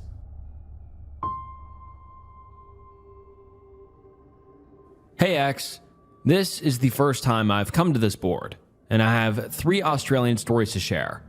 I normally do not share my stories with anyone except close friends and family because, to be honest, they make me sound like an absolute crackpot. A friend of mine urged me to post here, as it allows me to remain anonymous, and this community seems perhaps too open-minded. Before I start with the stories, I'll give a little bit of background about myself. I'm a 29-year-old guy living on the Gold Coast in Queensland, Australia. For those that may know the area, I grew up just outside of Rathdowney on a 600-acre property which has been in my family since the area was first colonized by Europeans. I moved to the Gold Coast when I was 20 to allow my fiancée, now my wife, to further her career in finance. My skill set was mostly limited to aquaponics maintenance and fish care, which I found was next to useless in that city, so I turned my attention to my true passions, riding and fishing. I was soon picked up by one of Australia's largest fishing magazines, which led me on countless fishing trips around the country. It was on these trips that these stories occurred, and also the reason I've taken the screen name of Aussie Fish Journo for these posts. I drink alcohol and smoke cigarettes, but I was not drunk during the events that happened in these stories, and I do not take any recreational or prescription drugs. The first story I'll share with you happened in 2009 in northeastern NSW. I was doing an article on the recently rehabilitated Clarence River cod, or I'm not even going to try to pronounce that, fish, also known as the eastern freshwater cod, in the area, and basically had a week to travel an entire river system by kayak and tag as many cod as I could. This trip was purposefully correlated with a full moon on the last night, as it would provide the best conditions for targeting cod with surface lures throughout the night. For anyone who may be interested, the trip itself was, for all intents and purposes, a complete failure, as I only managed to catch 4 cod. all neon tall and tagged from a previous restocking program. However, it was the occurrence on the last night of the trip that I will be sharing with you. I keep a tight journal on all of these trips as it allows me to add personal and anecdotal insight when writing articles, as well as ensuring that I do not forget to include any important details or events. This is, word for word, but only including pertinent details, a copy of what I wrote in my journal that night. And what he wrote in his journal reads as follows. With a tally of 8 bass, 2 tandans, a spangled perch, and a foul-hooked eel, today was another codless day. The entire camping area above the falls was taken by a cavalcade of caravans, and I settled for a small patch of cleared shrubbery below the falls, but far enough away that I would no longer be in danger of flooding, and so that the crashing water would not keep me awake. 3 curlews entered camp shortly after I was set up, and I offered them some cooked perch, but they would not take it, even after I threw it well out of arm's reach. Ought to see them in this area. Moonrise tonight will occur around midnight, and I will do my best to wake up, throw surface lures at every eddy I could find. Conditions are still comfortable but cold. No clouds or rain. Water is flowing reasonably hard over the falls, but the depth is significantly lower than it was 4 months ago. That was the final entry for the trip, as the next morning I was in no mind to write down the following events. Again, I will try to keep it as concise as possible without missing important details. I woke to my watch's alarm at 11:30 p.m. without worry and made the short walk to the base of the falls. Moonrise was still at least half an hour away, but I decided to have a few exploratory casts, mostly just to try to warm up as the temperature was around the 4 Celsius degree mark. On the 4th of 5th cast, I managed to snag up on something near the other side of the creek. Instead of shining my light over the creek and ruining my chances of catching a fish over the next half an hour, I decided to wait for the moon to rise so I could see where it was stuck and retrieve it the following morning. I sat down and had a cigarette and tried to stay warm. I considered going back to camp, but I knew this was my last decent chance to tag a few cod, so I decided to sit there and shiver until the moon rose. What happened next is a classic cliche, as it was long after summer. The roar of the cicadas wasn't present, but insects, frogs, and other nocturnal animals created a much quieter, but in my opinion, much prettier symphony that would fill the night air. Just as the first rays of light from the moonrise had come over the falls and illuminated the creek, I noticed that the fluvial noises were non-existent. The only sound present was that of the running water, and I sat there with a certain curious suspiciousness. It is a hard feeling to explain, one where something just feels off, but you can't figure out what it is. I was feeling pretty spooked and decided that it wasn't worth hanging around for a $15 lure, so I grabbed my rod and was ready to make my way back to camp. I took one last look at the falls, and that's when I saw it. There was a large, thin object at the top of the falls, illuminated by the moon. It was definitely not there during the day, and my first thought is that it was a large tree, or a huge group of branches that had been washed down the river overnight. And then it stood up.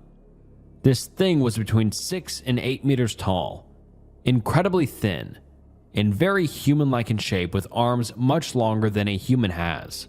I am by no means an artist, but I have attached a picture here of what it looked like in the moonlight. It slowly raised its arms into the air, as though it was reaching to the moon itself. And that's when I noticed 2 of the same creatures standing beside it. I'm not sure if they were there the whole time. I didn't notice because I was fixated on the one in the center, or if they had appeared as it raised its arms. All 3 of these things had their arms raised into the air for a few seconds before completely vanishing. It took me a second to realize they had disappeared because their silhouette against the moonlight was that strong it had made an imprint on my sight, similar to when you look at the sun and see sunspots in your vision for a few seconds after. This next part was by far the most disconcerting event of the night.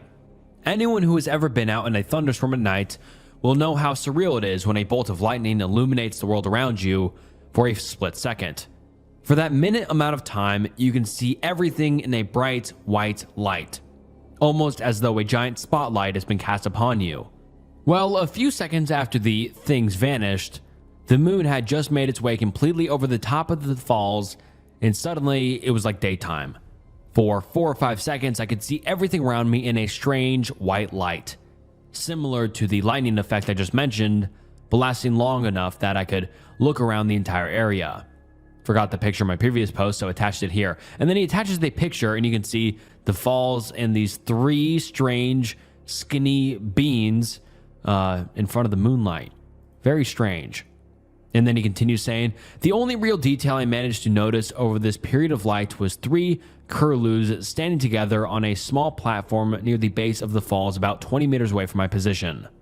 And I'm not Australian, so I wasn't familiar with what a curlew is, but a curlew is basically a bird or a small bird with a super long beak that kind of is usually around water. So it's just kind of a bird, a small bird. And then he continues saying, I think the only reason my brain recognized that they were there was because they stood out so well against the water and rock face behind them.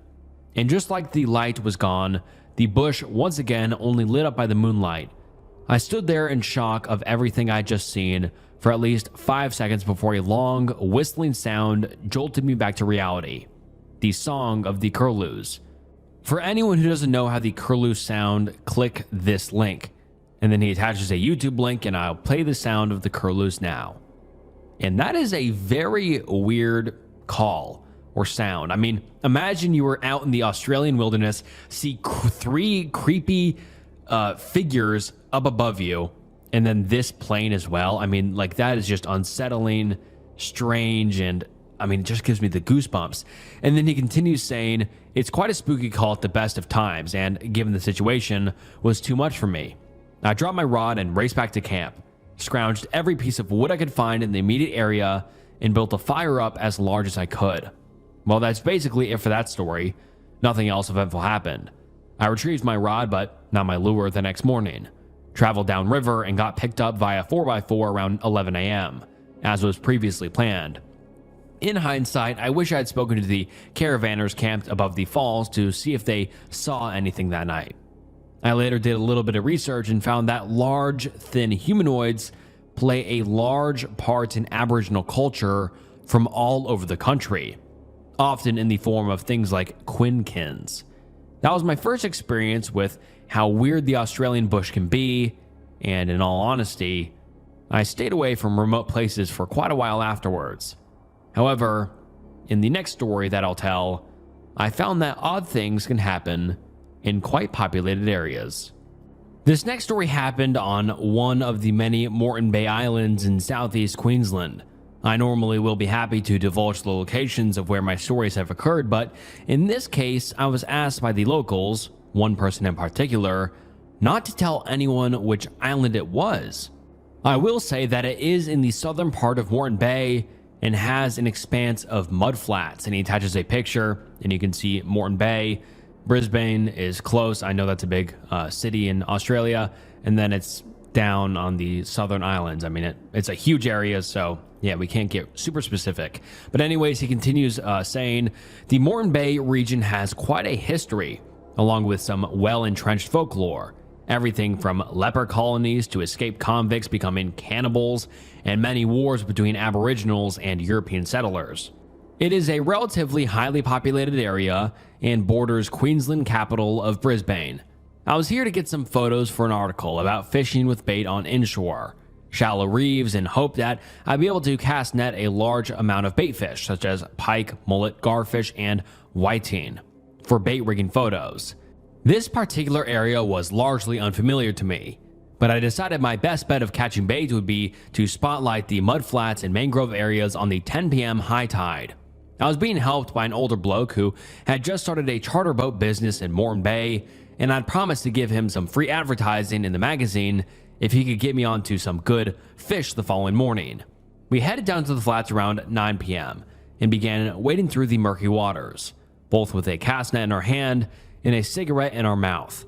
This is a fairly customary in this part of the world, as it is the only surefire way of guaranteeing the mosquitoes and midges stay well away from your face. We were both wearing strongly powered headlamps around the 1,000 lumen mark, which were only turned on a few seconds before throwing the net. Otherwise, you risk spooking the fish. The rest of the time, we were in darkness, out 100 meters from the shore in knee-deep water. Your mind tells you that every rock you step on is a stonefish, and every piece of seagrass that touches your leg is a bull shark that's come in to check out its net feed. So it's a bit of an adrenaline rush. From memory, we were doing quite well within the first half an hour and had 20 or so garfish and a few pike, both perfect snapper baits. We decided to head back to the shore to roll a few more cigarettes and put our captured fish into an esky in the back of my ute. We were almost back, about 30 meters away, when my friend said, "There's someone at the ute." I looked up and could just make out a faint shadow of what looked to be somebody crouched down near the back of my ute, which is a truck. This wasn't totally odd, as there is a permanent population of 120 or so people on the island. But the fact that they were snooping around in the darkness made me very suspicious. My friend and I whispered about what to do and decided that we'd walk through the water as quietly as possible until we were about 10 meters away from the ute. Then we'd hit it with our headlamps at full power and ask this person exactly what they were doing, prowling around our car in the middle of the night. I carry a multi-tool on my belt at all times when I'm fishing, mostly to dispatch fish and cut the line. In this case, it was my Leatherman Surge, which has a responsibly sized knife inbuilt, and although I had no intention or expectation of using it, having it with me did make me feel a little bit better about confronting our prowler. Well, we got about 10 meters away from my ute and I patted my friend on the shoulder to signal, "Let's do it." Both headlamps came on, fully illuminating a 20-meter area right around the vehicle. What was staring back at us was shocking. This prowler was certainly not human. Standing on two legs about 130 centimeters high, it seemed to be covered in either dense hair or a very heavy coating of mud. In an instant, it turned to us, let out a yelp, very similar to a noise made by a dog in pain, and took off into the mangrove trees, which bordered the east of the mudflats. Its movements were not a run or a walk. It seemed to glide or hover straight towards the mangroves and disappeared into them as soon as it reached the tree line. I only caught a split-second look at its face, but it did not seem ape-like, as is often in case of Yowie and Bigfoot stories, but more like a dog, but with less of a snout. Quite hard to explain and definitely too hard for me to draw. Its eyes were hugely reflective. It was almost like the light from our headlamps had hit two small mirrors and was directed back at us. We were both, understandably, quite shocked from the incident, and threw our gear back into the ute and drove to the most well-lit part of the island, a small grassy park near the pub. We did not check for prints or anything in the area as, honestly, we had just wanted to get the hell out of there. The next night, we quietly and almost embarrassedly asked the bartender if there were any wild dogs or similar animals on the island, hoping for a rather menial explanation for the prowler we had encountered. His facial expression formed what would be best explained as a wry smile, and replied with, "No dogs, but they're mangrove men." He directed our attention to an old bloke in the back of the bar and told us to ask him about them. My fisherman friend was quite tired from a full day out on the boat and decided to call it a night. And I had another drink alone before getting the courage to talk to the old man in the corner. The conversation that ensued was one of the most interesting ones I've ever had, and I will condense it into a few points. And their conversation reads as follows. The prowler we had witnessed the previous night was a mangrove man called by Junjuri by local Aboriginal groups. In the past, they were present in the entire Moreton Bay region, but destruction of mangroves had resulted in them now inhabiting only 4 islands. They, or something very similar, also lived in the mountain regions of the mainland. I'm not sure if he was talking about yowies, as we know them in popular culture, 6 to 10 feet tall, or smaller creatures like the one I saw. They haven't been known to harm humans, but are apparently quite mischievous, and the one near my ute was probably looking for fish or food. The Aboriginals do not consider them to be an animal or a spirit, but somewhere in between. They are well known to many of the locals in the area. Many have seen them, but only believe them to be folklore. The old man I was speaking to had built up somewhat of a rapport with the Junjuris, often leaving them food or toys, with their favorite toy apparently being squash balls. It was all quite a shock to me. The fact that these things were living in areas close to the largest city in Queensland just seemed ridiculous, but I cannot just ignore what I saw. My friend's charter business is doing quite well these days, and I try to have a fish with him at least 3 or 4 times a year, but we've only spoken about that night once since it happened. He has never told another person about it for fear of sounding like he's insane, which is totally understandable. I have returned to the island many times since, but have not had another seen anything out of the ordinary. And on my last trip in early 2014, I was informed that the old man I spoke to had sadly passed away.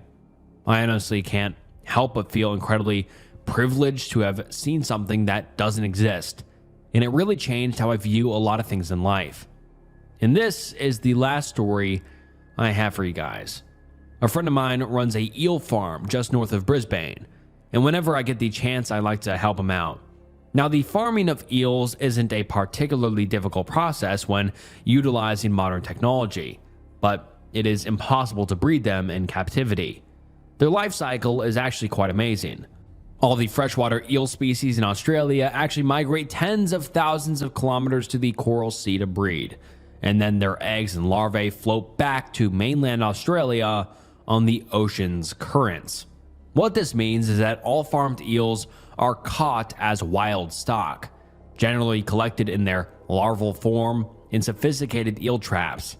However, my friend also offers an eel removal service, where he'll remove mature eels from a water body for a fee. Normally, he'll do this at golf courses or council-owned parks, but occasionally, he'll do it for privately owned farm dams who are looking to remove the eels in order to stock more edible species of fish, which is where this story begins. We are setting eel traps on a property located in the Numbimba Valley, southeast Queensland. This is largely considered to be the westernmost geographical limit of freshwater eels in the region, as they rarely find a way to cross over the Great Dividing Range that runs up the East Australian coastline. This generally means that individual eels are few and far between in this area, but if conditions are suitable, you may get huge populations of very large eels in very small areas. These small areas are generally farm dams, miniature lakes that are built to supply water for small-scale agricultural processes. Because of the high amount of nutrients in the runoff from the agriculture, there is often large amounts of algae growth, resulting in populations of herbivorous fish and then eventually carnivorous fish, and in most cases, these carnivores are eels. The property we are on was in an absolutely stunning area, nestled in a hidden valley between a few of the many unnamed hilltops in the area, with a creek running through the middle. We are camped in swags at the edge of the farm dam, and it was damn cold at night, often dropping into the low single digits. Not the most hospitable conditions, but great for trapping eels, as food sources are much scarcer in winter than they are in the warmer months. I have attached a mud map to this post, where the green represents in the tree line at the base of the hills, the brown is relatively flat ground with grasses and a few eucalypts, and the darker blue is the farm dam. The lighter blue is the creek that feeds it, and the red X is where we are camped. The creek itself is only about 15 meters wide at its widest point, but more than 2.5 meters in some sections, which is quite considerable depth for waterways in this area. We'd set the eel traps in the dam in the late afternoon, cooked some dinner on the fire after nightfall, and fell asleep about 9 p.m. I woke up around 1 a.m. to answer a call of nature, haphazardly got dressed in my swag, and stumbled into the freezing night air. I walked around 50 meters from camp to the eucalypt tree, finished what I had to do, and just as I was about to walk back, it seemed like the whole top of the nearest hill was lit up with an incredible blue light. It seemed to almost swirl around this hill like a quick moving mist, but it didn't seem to be produced from anywhere in particular, nor was it actually illuminating anything in particular. Sounds funny, but it was just kind of there. I stood there for at least 2 minutes, watching it, just sitting near the top of the hill before, almost mesmerized by it, before it slowly just faded away, and it was like never there. I was quite perplexed by this, and in the back of my mind, I was definitely thinking about the strange light I saw at the base of the falls in northern NSW, the first story I told, and truth be told, I was feeling very spooked. When I arrived back at the camp and my friend was wide awake, sitting up in his unzipped swag, I accidentally startled him pretty badly as he thought I was still in my swag, and as soon as he'd calmed down a bit, he said, "Did you see it?" I immediately thought he was talking about the blue light, and I replied with, "Yes." But I was quite taken aback when he then asked, "Did you see its face?"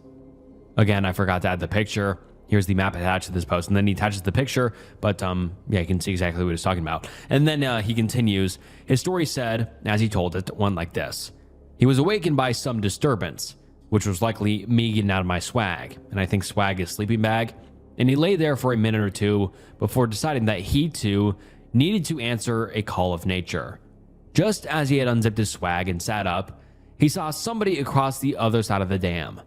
He initially thought it might have been me checking the eel traps, and he was quite annoyed because they're supposed to be left undisturbed until morning. He was about to yell out to me when the person he could see came into the moonlight. They walked to the farm dam in an odd manner. He said they seemed to push their chest out with each step in a pulse-like motion, bent down at the edge and pulled in the eel trap by the rope. Then they picked the trap up and started walking back towards the creek away from the dam. Now at this point, he was beginning to think that it was someone who had traveled up the creek and was trying to poach his eels and traps, so he yelled out to them at the top of his lungs to, and I quote, "Drop that shit." In a split second, the person dropped the trap, went down on its hands and knees, and turned directly towards my friend in a lizard-like motion, and the effect it had on him was incredible. He says it was almost like this thing's face was telescopic, and it jumped out at him from the other side of the dam. And by this point in the story, he was beginning to sob, and I was telling him to stop talking and calm down a bit, but he continued with the story anyway. He seemed to be in serious shock. He was literally frozen with fear when the face jumped at him, and the creature then turned away towards the creek, where he described its movements to be very similar to that of a crocodile entering the water. A few interesting notes. Again, I'm not an artist, but I have attempted to draw the face as he explained. See attached picture. And then he attaches a picture, and I guess this is kind of the nose. It kind of looks like a Goomba from Mario. And its eyes, I mean, this doesn't really look like anything I've ever seen before. I know this guy's not the best artist, but yeah, very interesting shape. Maybe like a gorilla face almost, I don't know. And then he continues saying, I'm not sure if the red lines above the mouth are whiskers or another facial structure, and from memory, he wasn't sure either. I never heard him yell out to the creature, even though I was only about 50 meters away from the camp.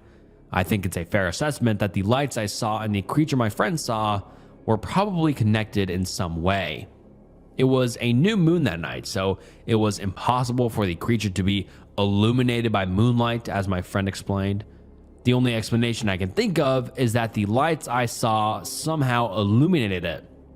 At sunrise, the eel trap was out of the water on the ground between the farm dam and creek, but I did not find any footprints or marks at all around it, despite the ground being a soft clay. To me personally, this adds credence to my friend's story, because if he moved the trap and faked serious shock in order to make up a scary story to tell to me, then his footprints would be undoubtedly be around the trap. I sat with him for the rest of the night, and he calmed down a bit, and we left about an hour after first light. I gathered up the eel traps but released the eels, as I didn't have the knowledge of how to store or transport them in the tank on my friend's truck, and he just wanted to get off the property as quick as possible. I didn't tell him about the lights I saw, and he never asked why I answered yes to his first question if I didn't see the creature. I still go out and collect eels with him occasionally, but he will not talk about what happened that night at all. I did speak to an Aboriginal auntie, female elder, whose family has lived in the area for literally thousands of years, and she basically just went, yeah, bunyip, completely nonchalantly, as if what I had experienced was an everyday occurrence. I didn't want to press her too hard for information, but basically they are similar to Junjuris, which this tribe calls Juligers, in that they are an animal/spirit hybrid. However, these bunyips are much more malevolent, and if given the chance, will drag you into the water and down into a spirit world where they live. to be taken with a grain of salt, perhaps, but very interesting all at the same time. Well, X, those are my stories. Like I said in the beginning, I don't expect you to believe them. Most people don't. I do hope you enjoyed them, though. And if you have any other questions, then feel free to ask. I have a couple of other anecdotal things that have happened to me over the years that I might type out either tonight or some other time. Lastly, I'd just like to apologize for my grammar and spelling errors. I did double check, but it's likely that a couple may have slipped through. I'd also like to apologize for the spelling of the Aboriginal words. I basically spelled them phonetically, as I have never seen them actually written down. So someone posted on here, detailing the unusualness of their fiancé, which triggered me to write this post. About my fiancé. I'm getting close to the end of my rope. If possible, I'd like any advice at all. This all started happening a few weeks ago. My fiancé seemed radiantly happy, going about making wedding plans when her mood suddenly took a 180.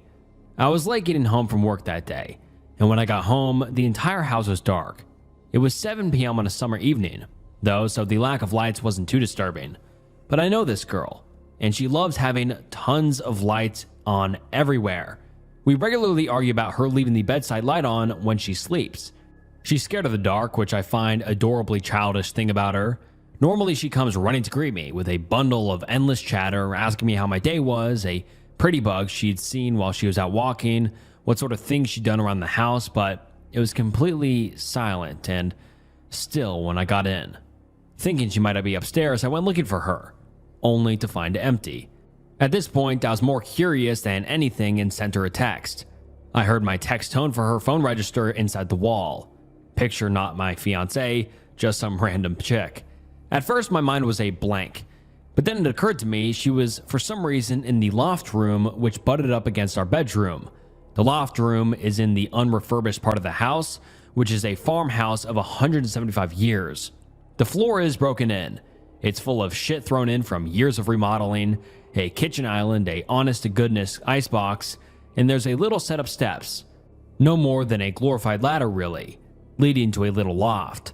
The loft is about a 10 by 10 foot space of ancient, warped boards, nails jutting out and sheet insulation. There's a tiny little room that was put up in probably the 1950s that's no more than a closet. It's maybe 5.5 to 6 feet long, only big enough to put in a bed. There's hooks in it to hang clothes, no windows or electricity. My fiancé understandably thinks this room is incredibly creepy. She rarely goes in except to throw in bric-a-brac and store her garden supplies.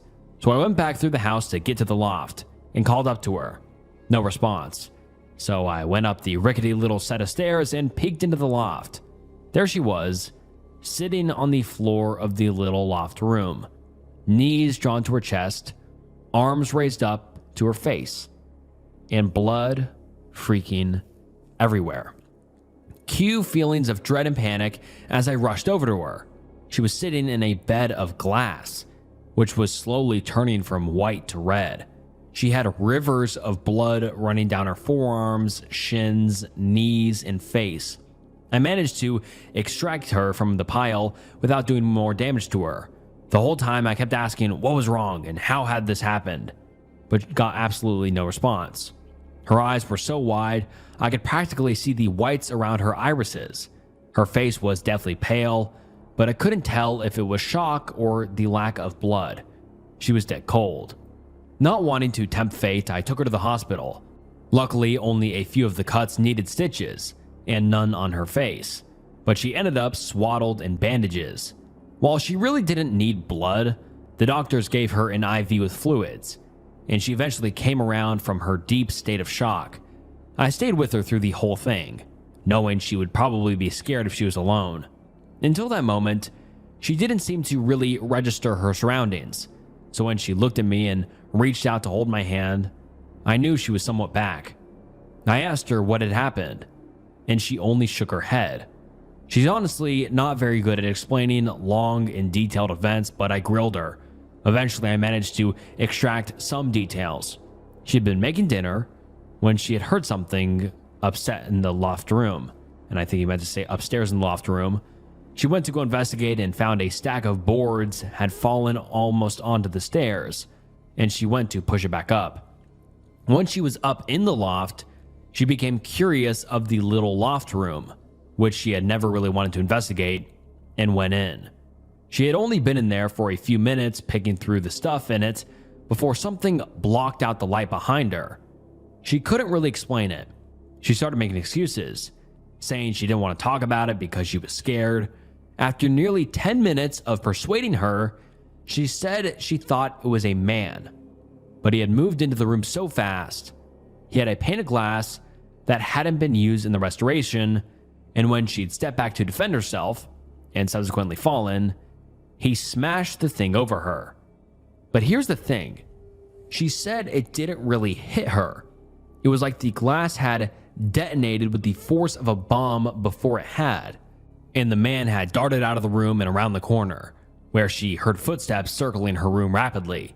This went on for some time before she heard me enter the house. Then the footsteps descended the loft room, and the door from the loft room to the outside opened and shut. But she was so scared, it was like she couldn't move. She got my text, and still, she couldn't move. Eventually, I got the gist and found her in the loft. She wanted to scream at me to run, to be careful, that the man was still around, but she couldn't move or speak. I dug her out of the glass, took her out to the car, and she said she couldn't see any evidence of the man at all. I wanted to file a police report, but she was adamantly against it. I eventually let it drop, intending to tell my large and well-armed family about the incident. And this is just me butting in, but why the fuck would you not do a police report? Even if she was adamantly against it, she claimed some man broke into the house and hit her in the face with glass. And now you're just gonna let it drop? This is a very serious thing to just like be so casual about. But anyways, it didn't occur to me at the time to tell her not to tell anyone else. We went home with the warning of infections and changing bandages and etc. She seemed terrified to fall asleep and cried intermittently on the way home. When we were pulling into the driveway, she admitted to me she couldn't explain anything about the man. Maybe the pane of glass had fallen on her and her mind had made up the rest. I agreed it was a possibility, and she actually seemed comforted. She fell asleep on the couch. I sat up for some time, unable to sleep. Her good humor resumed, but slightly cautiously. She went back to wedding planning, and I told my family to be on the lookout for the man. And then nearly a week after the first incident, I came home early for lunch one afternoon. The kitchen was empty, but the doors leading to the loft room were open. I walked over to investigate and found my fiance looking into the open door of the loft room with a long, wicked-looking knife in her hand. She's small, but can exhibit extreme fits of strength while in a fit of fear or anger. I've seen her go through a branch on a maple with a machete, so I kept my distance and asked her in a clear and loud voice what she was doing. She nearly jumped out of her skin, reached out, and slammed the door shut. She said she thought she'd heard something in the loft room. I fetched a gun, loaded it with some slugs, and ascended the stairs. Empty and still, the pile of bloody glass was still there. There was a sharp snap at the bottom of the stairs, and I immediately turned. The screen door to the outside of the house had just clicked shut. The wooden storm door was open with a great gaping gash in it. I went back down the stairs to find my fiancée, only to see her outside, by the tall grass in the yard that separated us from the hayfield next to our house. She had her knife raised, and as I watched, leapt into the grass. I felt like I couldn't move fast enough. I was about to hit the door when my fiance's tiny little voice chirped up behind me. "Did you find anything?" Sad, bedraggled, and bandaged, she stood there anxiously clasping her hands together. I told her I didn't. I was not going to go outside. I was going to keep my shotgun handy, and if I got any visitors that night, I was going to shoot them. As it was, I did get a number of strange phone calls that night. I was called into work only to find that the person who had supposedly called me confused. They hadn't called, and nothing was wrong. I had brought my fiancée along with me. She was eager to not be alone in the house. The second we pulled into the driveway of the house, I got another phone call. The same person calling me for the same reason and flipping out to the point where he was screaming. But there was no background noise. In my line of work, it's messy, it's dirty, and it's always loud. This guy sounded like he was standing in a quiet room. I just hung up the phone and told my fiancée it was nothing. I turned off my phone and we went to bed. I woke up in the middle of the night to my fiance shifting. I thought she was getting out of bed, but when I sat up, I saw her standing at the far window, just staring, kind of shifting back and forth from foot to foot. I went over there to ask her what was wrong. She said she was watching the man in the lawn. If she took her eyes off of him, he would move and come into the house. She was protecting me. I looked out and could see nothing. The halogen light installed when I first moved in cast light all the way to the road. All I could see were shadows. I realized she was probably sleepwalking, and she wouldn't notice the difference of being in front of the window or being in bed. So I let her back, lay her down, and plastered myself to her. She fell immediately to sleep and didn't move again the whole night. It was a little disturbing, and when I woke up, I felt a blind little moment of panic. I shook her, and when she didn't respond, called her name and shook her harder. Eventually, she stirred, making upset little chirping noises, so I let her fall back asleep with a kiss. Then I noticed these scratches on her back. They weren't nearly as bad as the cuts she'd sustained before, but I could see where a couple of them had reopened. Little trickles of blood were running onto the bed. In fact, so I woke her up anyway. She would freak out if she woke up in a pool of her own blood. I persuaded her to come downstairs, informing her she'd scratched her back, and she matter-of-factly told me it hadn't been her. It had been the man with the crazy eyes. What the hell? She'd mumbled this, and she sounded half asleep, so I put this aside and led her downstairs. Now the stairs, for whatever reason, have another normal bedroom door attached to them at the bottom, so you have to open it before you get all the way down. Occasionally, it will be left open, or even partially open, by fiance or I. This morning, it was open a crack, and I could see someone in the crack looking up at us as we descended. I let go of my fiance and ran down the rest of the stairs, intending to hit the door and smash the face of the person. They wouldn't have been able to get away in time. Indeed, I felt a satisfactory thump as the door hit something solid, and then it just kind of melted, like the resistance was bleeding out of it. The face that was turned up, watching us, turned into a figure darting past the door. An instant later, I heard a clatter in the loft room and the screen door slamming. Fiance suddenly tears past me and out the front screen door. I had not at all been prepared for this and missed my opportunity to grab her as she passed. By the time I hit the front door, she's racing at a clump of weeds and long grass rustling, but she's only halfway across the lawn. I shout at her, and she stops dead. I put on a burst of speed and catch up to her. Fight ensues, we go back inside. I'm furious she ran after the thing.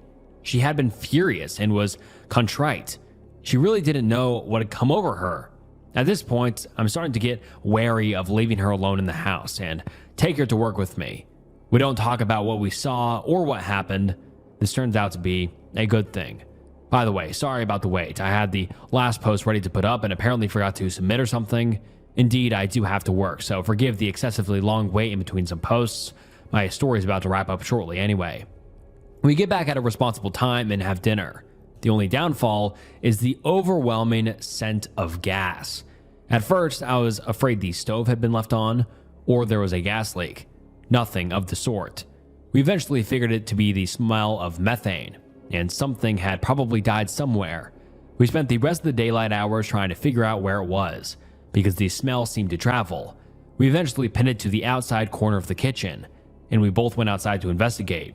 We didn't find any dead animals. We did find 2 clear footprints of a person in bare feet, standing in the soft soil of the garden, right in front of the window. We went back inside without really discussing it. We made sure everything was locked and secure. I latched the door to the loft room for the first time. It's an eye latch, so there's no way to open it from the loft room. We went to bed shortly thereafter. Fiance closed the door and then moved the trash in front of it. That night, my fiance woke up talking in her sleep no less than 5 times. As you can imagine, neither of us slept that great. I went into work feeling like shit, alone this time because fiance insisted on staying at home, and I just have to butt in again Why hasn't this guy called the police? And why would he leave his fiancée at home again? Like, what is this guy doing? But anyways, it continues saying, there was quite a stir at work when I got there. Apparently, my uncle had shot a very strange animal. While we weren't really DEC crazy, apparently they thought bringing this mystery animal to them was probably for the best. It was in the back of his truck, and curious, I went over to see it. It looked like some sort of badly constructed dog. Its forelegs and chest were remarkably bigger than its hindquarters. Its feet were candid but hairless, and the toes had a prehensile look to them. Its face was the worst though. I'm really sorry about all this delay. I was hit with a mountain of work after I made that last post. It's getting harder and harder to type the further along I go because I don't like to remember how it ends. The dog frightened me, but my relatives decided that it was an extremely malnourished dog with mange. I was quick to agree with them. I had enough spooky shit going on without making things up to frighten myself. The dog distracted me well enough for a while, but later in the day I began to worry about my lady. I don't know why I let her stay home alone. She was never particularly brave, but when I had left that morning, she seemed so determined. She was usually agreeable, so I was surprised by this. I was so surprised by her demeanor and I was running late, so I let her stay home alone. I regret it bitterly. I called her when I finally got my half-hour lunch break. There was no answer. I couldn't stand it any longer. What if something had happened to her? I told my manager that my wife was sick and that I needed to go home right away. I don't think he believed a word I said, but I didn't care. I jogged in my car and did about 420 the whole way home. When I got there, the front door was hanging wide open and there were no lights on inside. I had a flashback to that first night that I found her alone and I bolted inside. I'm not trying to sound like a hero or anything, but I rushed inside with no thought for my own safety or well-being. I was focused on one thing and one thing only: protecting the woman I loved. I came through the front door like a man possessed.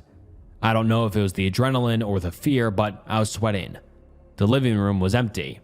Looking around frantically, I started calling for her when I heard shuffling in the kitchen.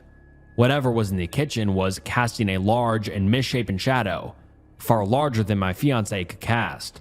I grabbed my handgun from the concealed safe in the living room. I have several in different places around the house, and rushed around the corner, barely having time to load the thing before I did. Imagine my surprise when the kitchen was empty. I almost put a slug in my refrigerator. The poor bastard. The adrenaline had turned to rage. Someone or something was hurting the woman who depended on me, and now it was toying with me. I was and am no one's plaything. I needed to control my emotions. I needed to think. The loft room. That's where this whole thing had started, and that's where I would end it. A grim determination came over me. I chambered around as I started up the stairs. I reached the darkened room. I somehow knew what I'd find before I found it. In the rooms were two figures. One of them was my fiancée, but it wasn't my fiancée, not really. It was a dark, twisted, misshapen version of her. She was disfigured like the dog. I knew immediately who the other figure was. I was finally meeting the man.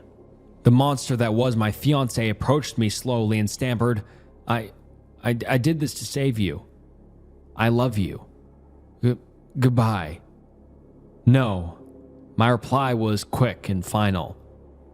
So were the two 9mm slugs that tore through the man's chest. I would not let any man or monster take her from me. She was mine no matter what she looked like. I loved her. I buried the man in the woods. It wasn't easy explaining to my family, and the police for that matter, what had happened to my fiancée. I simply said I found her that way, and she wasn't quite well enough in the head to tell anyone anything besides that she loved me and that I hadn't hurt her. There have been no incidents since. We're scheduled to be married next month. When I was 9 years old, 1999, I ran away from home. My father was a machinist and worked late nights, and my mother was my teacher. I was homeschooled and only knew those two people. My father was an abusive alcoholic and used to beat me, but never laid a hand on my mother. We lived in an undeveloped business area in rural Alaska, miles from suburbia. It wasn't uncommon for business to start and tank within the same year, so when I left, I found an abandoned building and decided to make it my home there. I found a small broken window that led to the basement of a 4-story building, and I broke in. There were signs that other people had come into this building before me, and me not really knowing how to talk to people had me very frightened. I explored for hours. The 3rd and 4th floor were in bad condition. There were holes in the walls as if someone had come in and just smashed them. Broken chairs, tables, cabinets, all sorts of things. I found a room with a push lock on the door and decided to make my camp there. This was during a period where we only had sun for about 6 hours a day, so without natural light, this building was pitch dark and beyond freezing. In what I imagined was the middle of the night, when I dozed off, I heard glass shattering and the sound of a man screaming as if he was writhing in pain.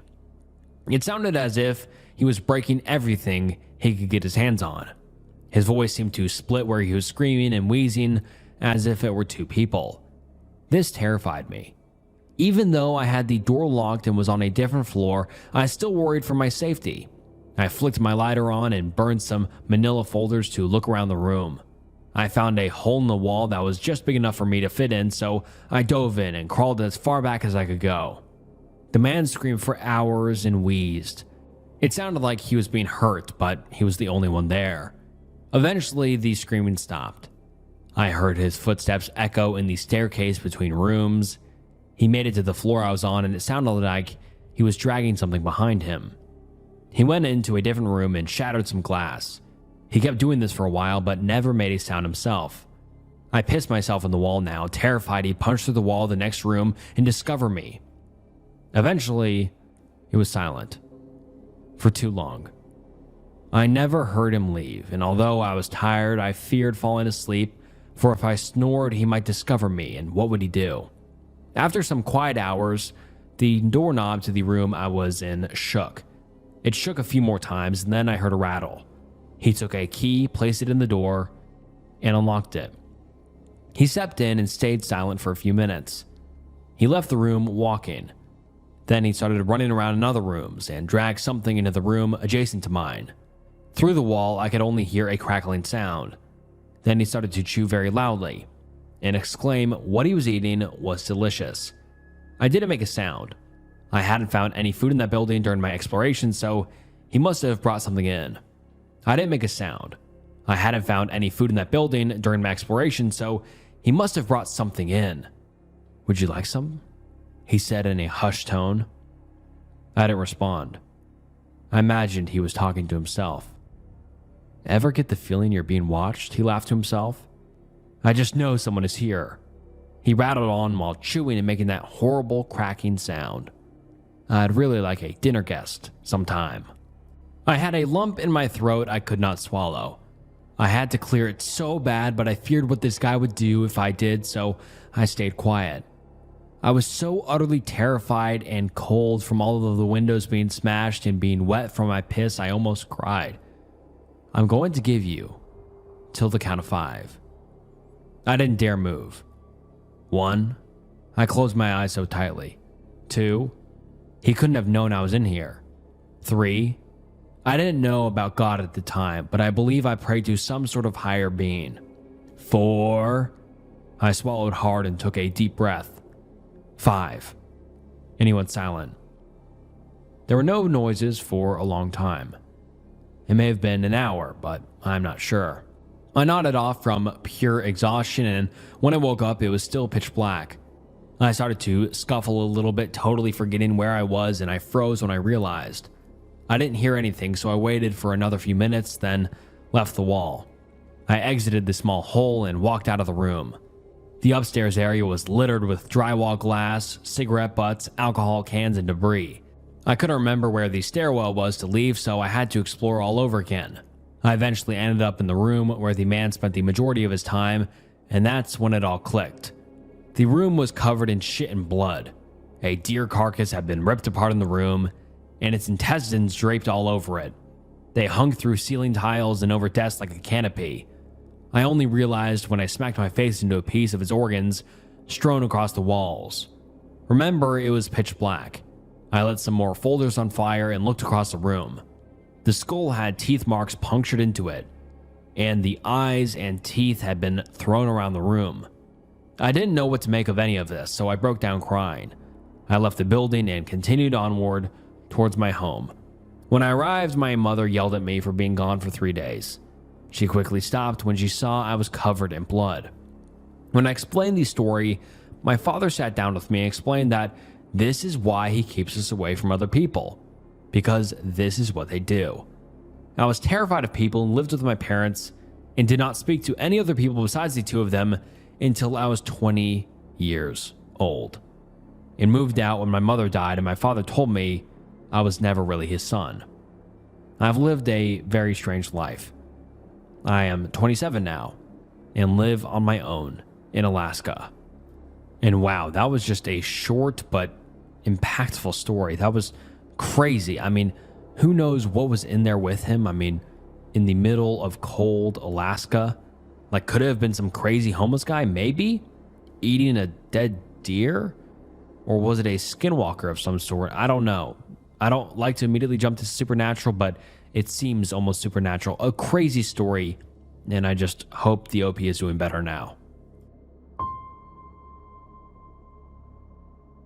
And before we get into this next thread, I have to give a quick little rundown. So basically, this OP starts posting to a 4chan thread asking about mushrooms and what type of mushrooms are safe to eat and which are psychedelic or which are poisonous.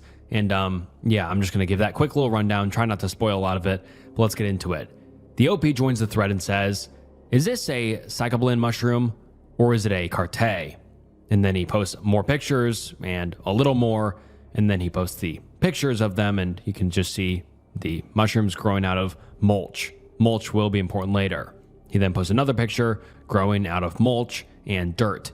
And then a commenter replies to the OP saying, "If it is, it looks like psychobly sinascines." I can't wait for you guys to make fun of me in the comments for that.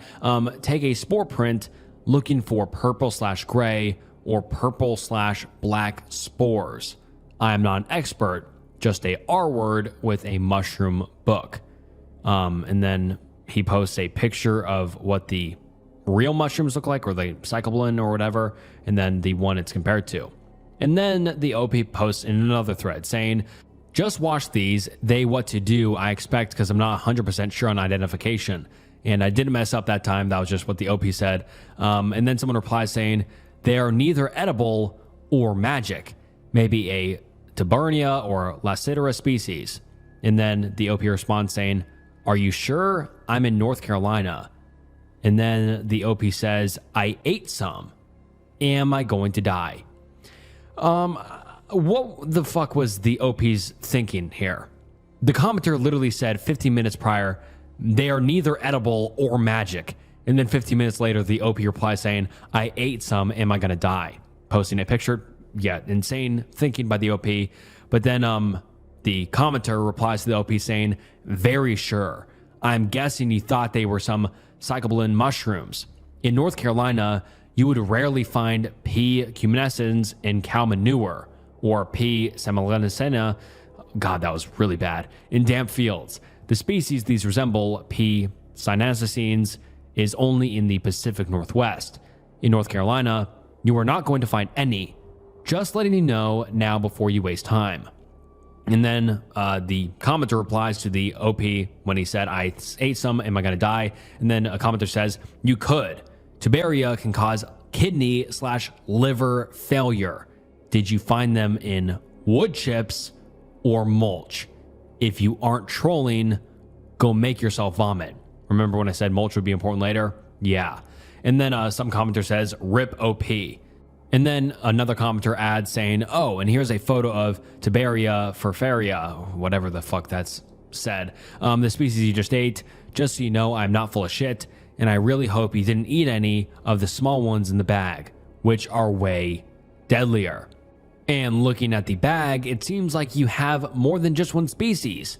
I think I might see a Galernia mixed in there, and it only takes one of those to kill you."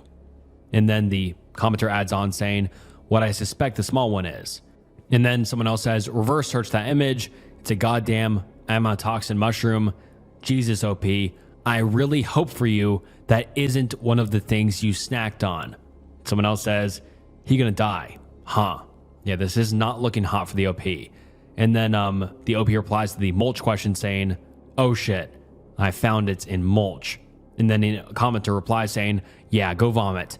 The poisoning for Glenaria takes 3 days to kick in, and there are 0 symptoms until you wake up with jaundice and a failed liver. I would honestly admit yourself to a poison control center. Bring the mushrooms with you. And mulch confirms the Tiberia ID. They are Tiberia, and possibly some Gallinaria. You literally got the worst 2 lookalikes for a magic mushroom that doesn't even grow in your region. And then the commenter says, fuck, are you 100% sure? And then the commenter replies saying, yours are more mature. These spores have started filling in and coloring the gills. At this point, I can guarantee the ID. And then the OP responds saying, I'm trying to puke, but I can't. And then the commenter says, poison control center. This is why you don't eat random mushrooms. And then someone else says, ha ha ha ha ha, dead man's post, I love it. That's what you get, you dumb plumber. And then, yeah, this is not looking good. And then the OP says, help, oh God, I can't go to the hospital. I have THC in me. Oh boy. And then someone else says, if the alternative is liver failure, I'd get your priorities straight. And then someone else says, am I being trolled? Are we about to watch someone die? And then someone else says, something neat. Apparently a large number, to possibly even the majority of the reported fatalities caused by that mushroom, explicitly happened because the victims mistook them for magic mushrooms. And someone else says, exactly. It used to be common for hippies to go around and just eat random brown mushrooms in areas they grew, hoping to get the right ones. Probably like a 1 in 400 chance. Keywords, used to. It was before there were proper ID books circulating. Oh boy. And then the OP replies saying, I can't go to the hospital. I've been trying to throw up for 10 minutes. I'm freaking out. I need to calm down. I am in North Carolina. And then someone makes a post saying, BOP, create Reddit thread asking for ID. Take the first response as a fact and eat the shroom. Oh shit, what am I doing? Make this thread, die. And yeah, that's kind of making fun of the OP in a dire situation, but I mean, it kind of sums it up. And then someone else says, this was the small one I was worried about, being pick. I'm not sure what to tell you. Try drinking about a teaspoon of dish soap. That has worked for me in the past. You can confirm that it hasn't been partially absorbed at this point though, so you need to go to the hospital if you don't want to spend the next week waiting for imminent organ failure. Jeez.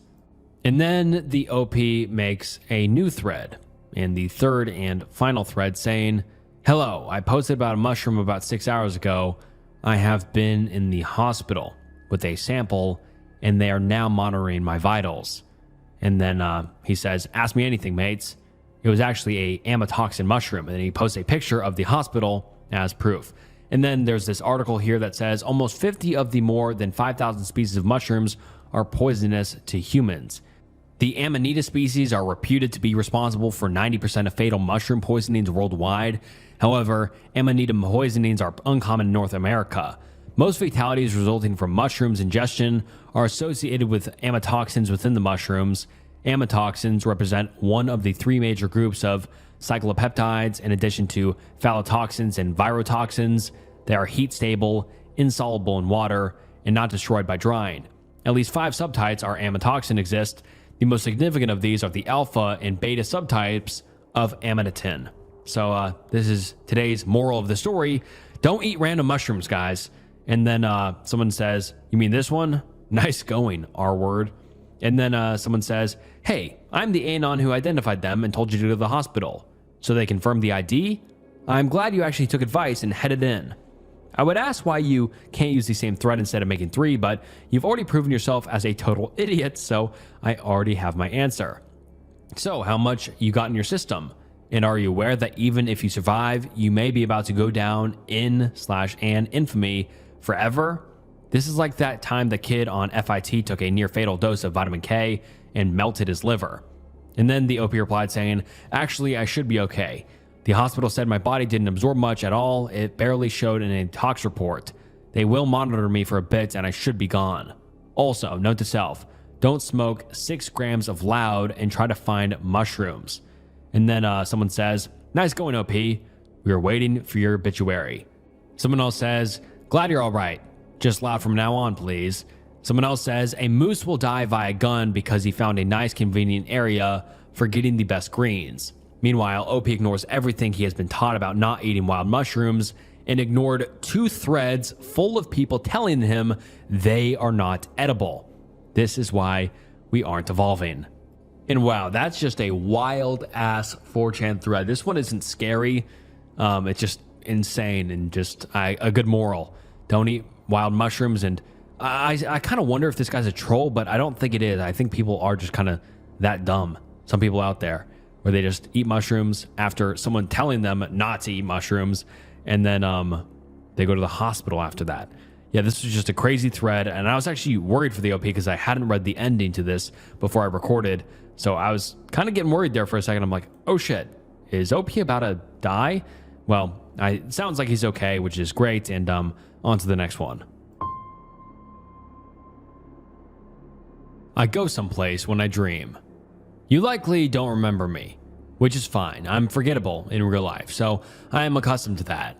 But some time ago, I posted here concerning troubling dreams, wherein I visit the foundry or refinery. I know nothing about industrial buildings, why I might dream of one every night, and where I'm getting the imagery is such a mystery to me.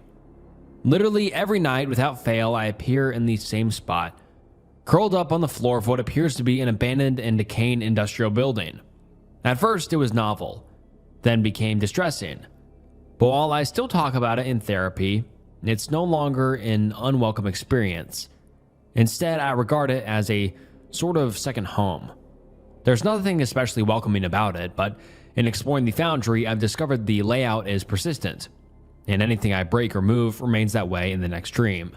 Additionally, the machinery makes no sense.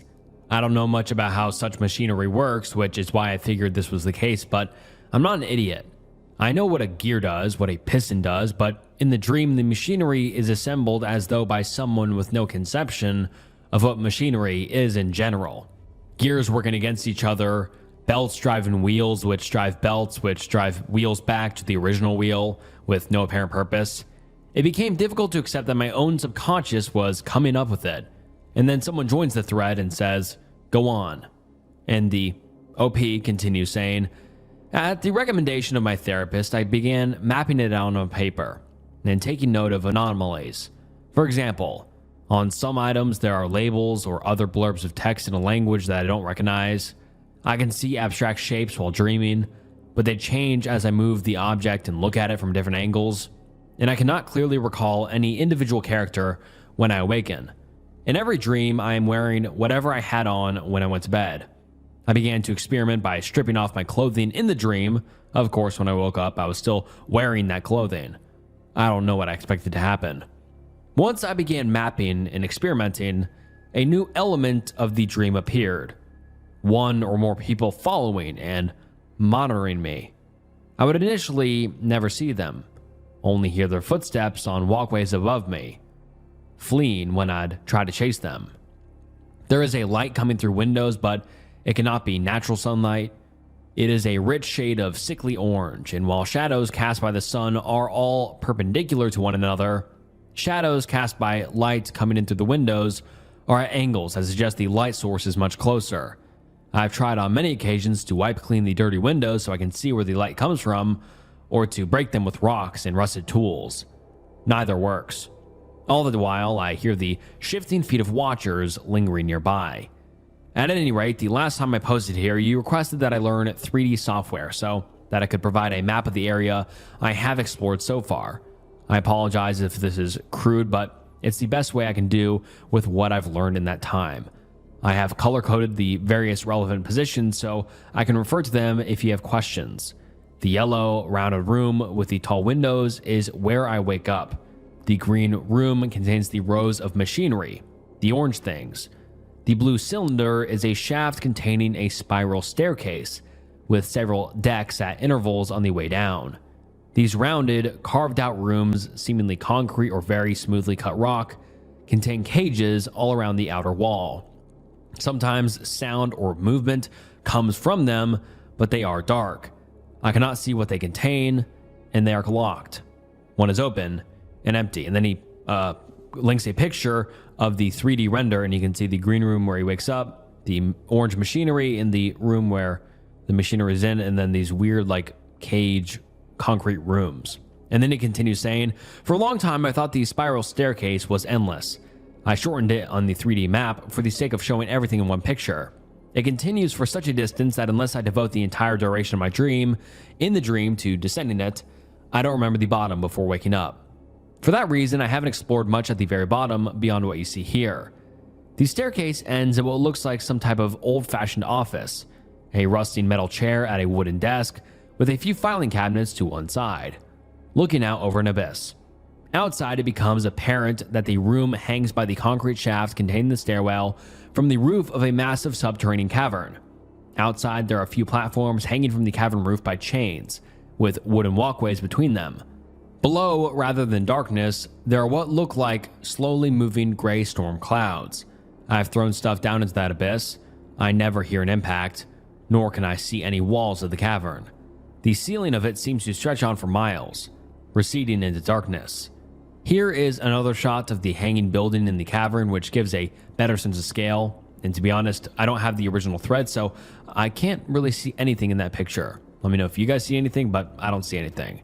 And then he continues saying, the platforms originally had some rotting cardboard boxes and tools on them, all of which I have long since dropped off the edge trying to get a sense of how deep the cavern is, to no avail. The clouds below look exactly as you might expect storm clouds to look from an airplane. I am powerfully curious to know what is below them, but too frightened to let myself drop from one of the hanging platforms in order to find out. It isn't clear what would happen. I used to have normal dreams, and some night, no dreams at all. This just started all of a sudden one night and continued ever since, never letting up. If it were someplace pleasant, representative of my desires, it would be explicable. But if I feel anything while there, it is cold, wary, and slightly nauseous. There is a sense that something is wrong about the place. The angles, the colors, the nonsense machinery. Every electric light is there emitting the exact sickly orange light that also comes in through the windows, presumably from outside. There's very little variation in color, from grays to very subdued browns. It feels like decay everywhere. Sometimes I try to fix the machinery, usually without result since it was apparently never designed to work in the first place. But occasionally I can rearrange it into something that at least moves or makes noise when activated. I feel most intensely watched while doing this, like my observers are trying to learn what the machinery means to me and how it's supposed to be assembled. My therapist is too confident in her interpretations, and they are flattering to an uncomfortable degree. She believes that the incompetently designed abstract do-nothing machinery represents my frustration with an inefficiently organized and operated society, and my struggles to fix some of it and make it work, to whatever small degree, represents struggles in my day-to-day life to change the order of things for the better. This is entirely, in my view, a product of her fondness for me. She is too impressed by what is objectively a pretty dull person, except for these strange nighttime escapades. Perhaps she feels sorry for me. And then he replies to somebody saying, no, I've never tried to write anything in the dreams. I apologize for the delay. I was having trouble getting anything by your CAPTCHA system. It has been a long time since I posted here.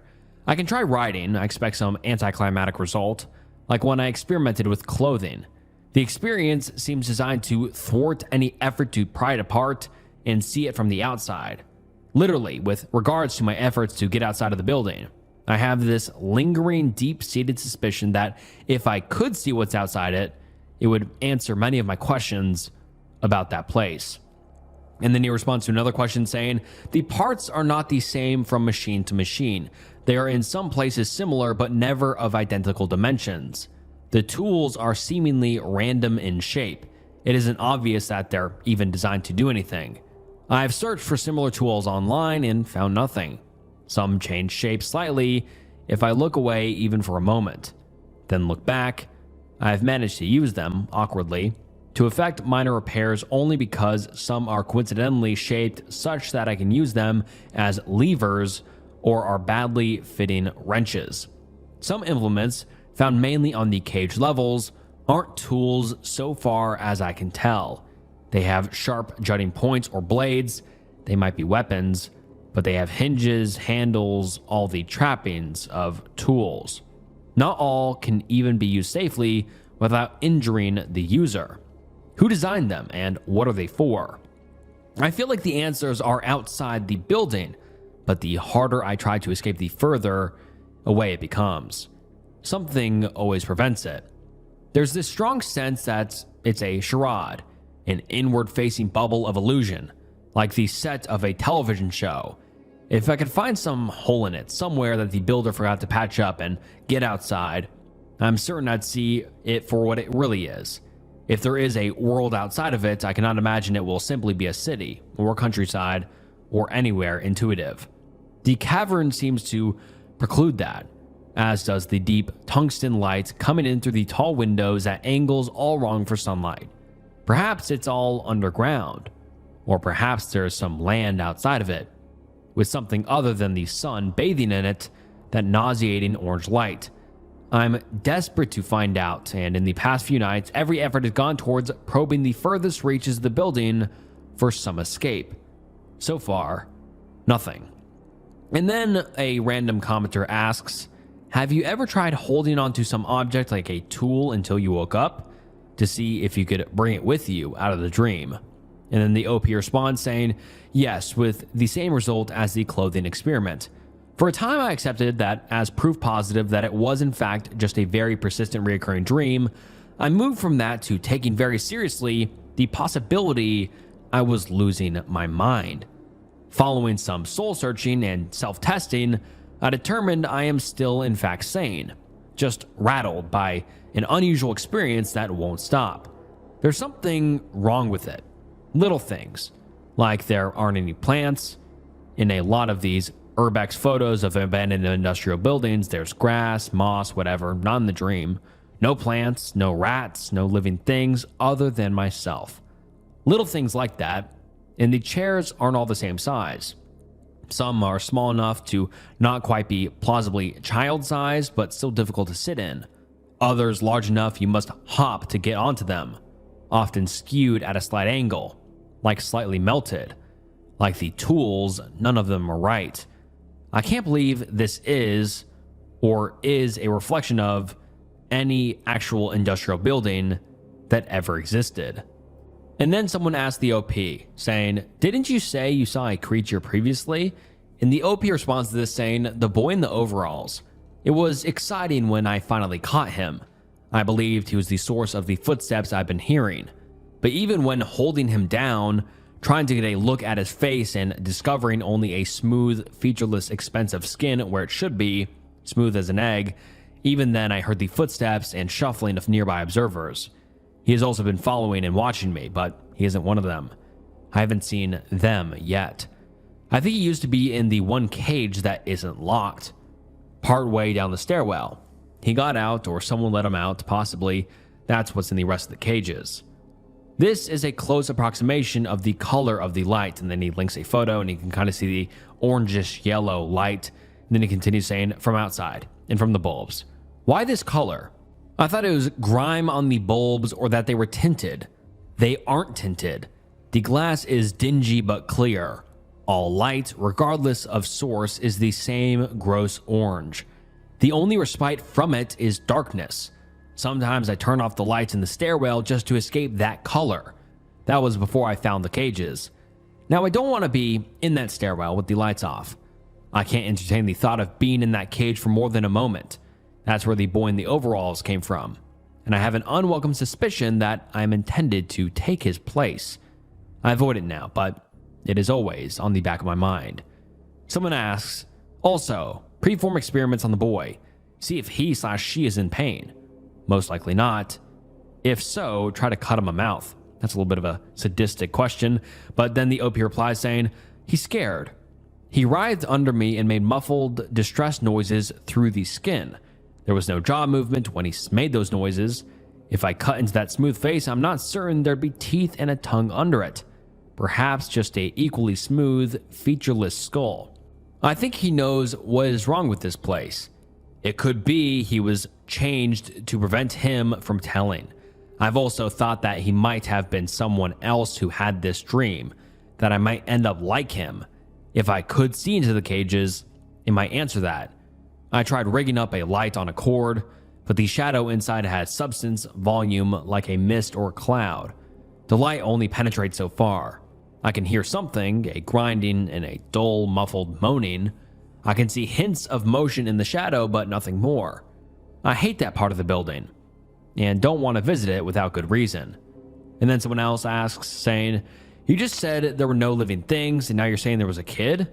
Why didn't you bring this kid up from the start?" And I do agree with that question. I mean, it's kind of weird. He said there was no creatures or people, and then he just brings up this kid from out of the blue. But the OP responds saying, "I meant plants and animals. There's no growth, typical of abandoned buildings, nor rats you'd almost normally find there. The boy is not clearly a normal human being, and maybe something like a hallucination. His anatomy is implausible. There are no orifices through which he could breathe, for example. Like the machines, there are obvious problems with the logic of how he works. I wish there was some way to communicate." And then the OP says, "The writing idea is novel. I will try that tonight." And I think that's him referring to writing on the pieces of paper he finds. He also says, "I'm concerned that if I spend the money on an old camera, I'll just be thwarted again. The recurring theme is that of a carrot dangled in front of me and then yanked away every time I reach for it. This place defies every effort to pin it down and extract details from it beyond what I'm apparently permitted to see and map out. At times, I resign myself to this. At other times, I'm consumed with frustration and the drive to find some way outside, to pry answers from this place.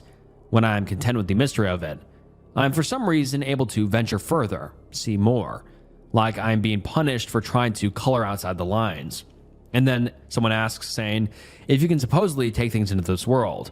And then the OP says, "I've tried that, in both directions. In the dream, holding a tool until I woke up, while awake and in bed, clutching my notebook and trying to take it with me. Only my clothes make it through. I think what is being transferred here is my outer appearance, not objects near or on me, like a projection. I have no strong religious convictions, but some degree of spiritual feeling. I've never fit into any organized conception of spiritual belief. I have no concrete ideas about beings or places. My only experience with that sort of thing is this foundry. I can't say whether it's supernatural. It defies every effort to prove it's anything other than a dream, while simultaneously showing uncanny, impossible to ignore signs that it is a real and persistent location that I somehow visit while unconscious. I would like to see what my brain looks like to an fMRI machine while I'm there. I'd volunteer to be studied, but I doubt anyone with access to that equipment would take me seriously enough to go through with it." And then someone says, "If you change something in the surroundings, like for example scratch something on the wall, does it last until your next visit?" And someone else says, "And anything I break or move remains that way in the next dream." Well, he just answered his own question. He says, "It is, in fact, persistent. Everything is, each night, the way I left it the prior night. That's one aspect that makes it difficult to accept as a recurring dream. Why is it so specific? Why the particular unusual properties that are consistent throughout the structure? Why that color of light from every source? Why no bathrooms? Why no exit signs? The drawers have no handles. It's like it was built by someone who only had descriptions of factories, refineries, and so on to work from, but didn't actually understand what they are for. I need to understand what's outside to know how much, if any, of my suspicions are accurate." Someone else says, "Leave something organic, probably some small amount of food. I'm curious if it'll rot until your next visit." And then the OP says, "I can try to bring food with me, but I don't expect I'll have any more success with food than with any other object I've tried to transfer. Is there some removable part of my body, like hair or nails, that would show visible signs of decay over time? I'm not going to cut off a finger or something. I have injured myself, just cuts. in an attempt to see if there would be a fresh wound or at least a scar when I woke up, but there wasn't. But the pain was absolutely real. I can cause pain to myself there and feel it exactly as if I were awake, hence my reluctance to drop from the suspended platforms in the cavern. I have no idea what might happen if I die there. What about feces or vomit? I never feel the need to eat or defecate there, but it stands to reason I should be able to try. And then a commenter makes fun of the OP for that last little bit, posting a picture of some AI, which I guess he thinks are the Watchers or whatever. And then the commenter says, "Oh, for fuck's sake. What is it? It's a test animal. It took a shit in the maze. Well, clean it up. We can't interfere in any way or it would ruin the purity of the test. Listen to you, fine, but it's going to be awkward showing students footage of this with a big stinking human turd right in the middle of the shot." So you're just kind of making fun of the Watchers or whatever is in the OP's dream. And then someone else adds to it saying, "Test administered to human. Time to completion of puzzle. Did not complete. Results, human took a dump on the floor. Conclusion, not sentient. Recommended extermination prior to settlement of Earth." And so that's a little bit of joking that went on during the thread. But then the OP continues saying, "The time you were undressed yourself in the dream, did you find your clothes where you left them the next time or were they gone?" And the OP said, "Gone. I did think of taking them off every time and building a gradually larger pile. Anything to try and provoke some kind of intervention from whoever watches me while I'm there. They might have been taken away and burned after I woke, or somehow returned to my body as of course I woke up in those same clothes. I could catch the boy in the overalls, but so far I cannot corner the source of the other footsteps. It's more than one person, and they move as a group, but I cannot so much as catch a glimpse of them. There are far many things I want to ask." And then someone else says, "Also try and polish metal with your clothes and use as a makeshift mirror. Try to see your reflection." And the OP replied saying, "I did this once. I won't do it again." That's very, very ominous. The OP then continues saying, "The least rusted metal surface I could find was a boiler. Boilers aren't usually made of reflective metals to my knowledge, but this one was reflective enough when wiped clean with some spit in my sleeve that I could see myself reflected in it. My face was featureless, identical to the boy in the overalls. It's wrong, or the reflection was distorted. I can see while I'm there, so obviously I have working eyes. I don't want to try again. I don't want to see that. It's enough to know I have eyes. I can speak, so I know I have a mouth. When I touch my face, I can feel my mouth and eyes. I don't need to see my reflection. I'm not doing that again. It isn't necessary." That's very, very ominous to me and honestly creepy. But someone says, "If this is an experiment, I'm betting everything that it's to test the lengths you will go in order to satisfy your curiosity. That includes experimenting on the boy and cutting off a limb or jumping to your death. That's either the success or failure condition of the test, and the only surefire way to bring it to a conclusion." And the OP replied saying, "I'm afraid to try this, but at the same time, what you say makes a lot of sense. But so did an earlier suggestion that I tried to create order in cemetery by returning the boy to its cage. Both assume it's a game or a puzzle with some way to win or lose. That could also be a red herring." Someone else says, "What are you seeing the therapist about?" And the OP responded saying, "The dreams, originally. But she's part of a university training thing for psychology students. She isn't properly qualified, but it's free. I'm no longer distressed by the dreams, nor do I still think I'm losing my mind, but that doesn't mean I'm okay with it. You have some sense of normalcy and continuity to your life where nothing obviously abnormal happens in day-to-day experience, but it happens to me every night. We aren't made to cope with that. We can handle short bursts of it, but when it's there, night after night, and there's no escape, the anxiety makes it difficult to think clearly.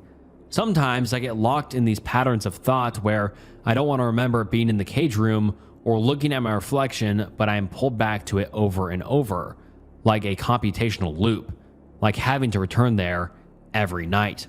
And then a commenter says, "Can you draw one of the rooms up with detail? Not too much, just to understand what it looks like. If you could, the room with the machines would be cool, from what you would see if you walked in from the door." That was terrible grammar, but I hope you understood that. And then the OP replied saying, "I can try that for the next thread. I'm not a very good artist. I've been choosing pics that are as close as I can find. But yeah, if you can tolerate poor drawing skills, I'll do that for the next thread. Based on suggestions, I also intend to draw something with my finger in the grime on a window, or to use something sharp to carve words into a wall. I'm curious to know whether words I write will be impossible to visually comprehend, or if it's only the language already written someplace in the foundry. And then the OP responds to a question saying, why no mirror? And the OP said, it has taken a long time to come to terms with this. I'm just now to the point where I've made peace with the knowledge that, based on what I've seen, this will never end, and that each night, regardless of what I want, I have to go back there. It is not so much seeing my reflection that I can't handle on top of all that. It's what some in this thread have suggested that it means with regards to the cage and the boy.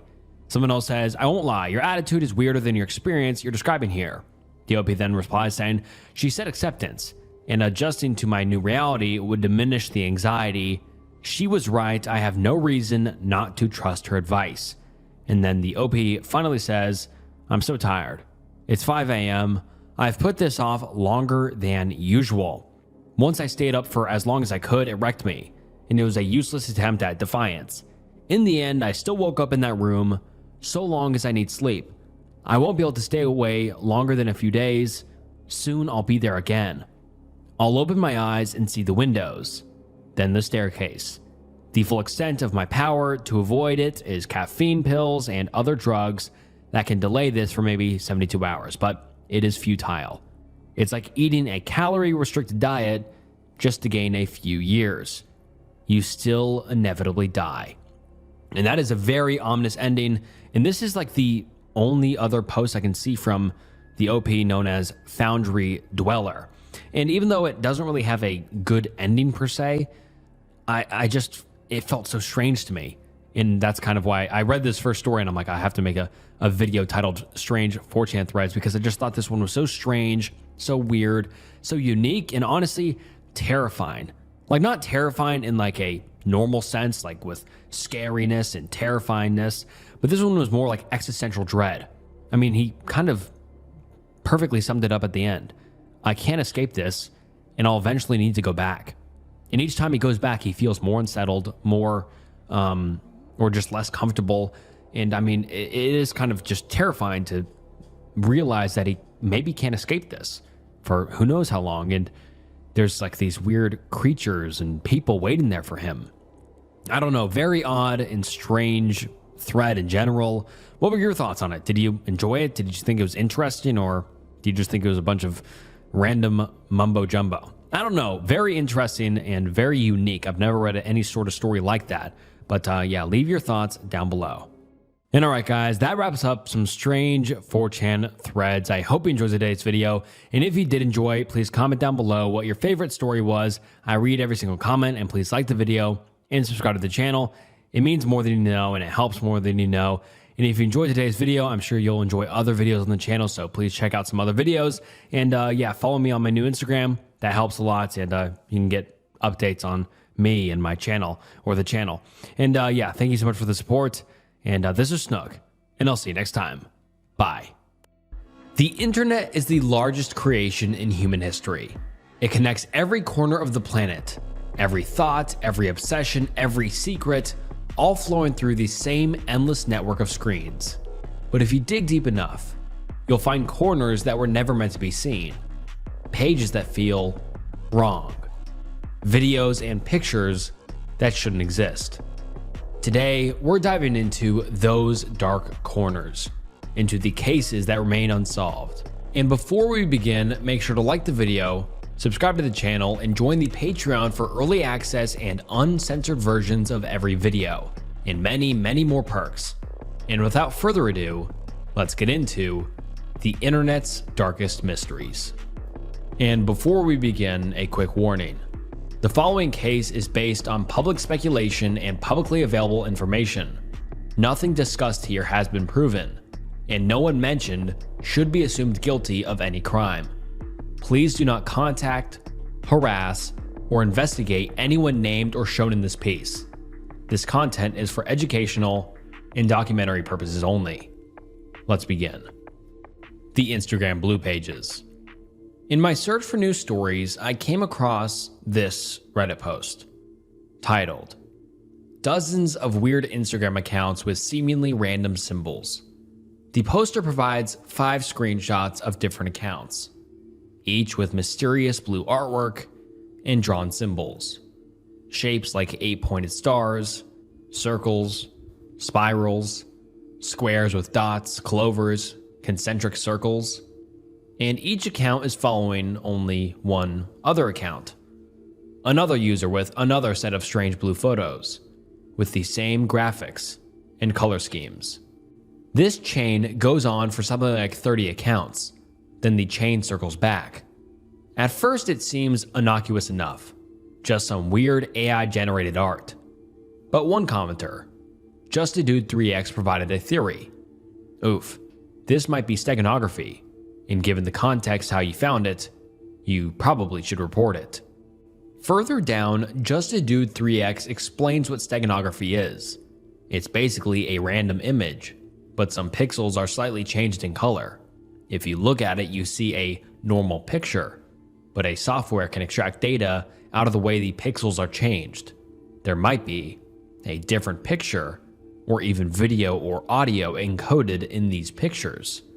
So, the user thinks it should be reported, but why? They seem innocent enough.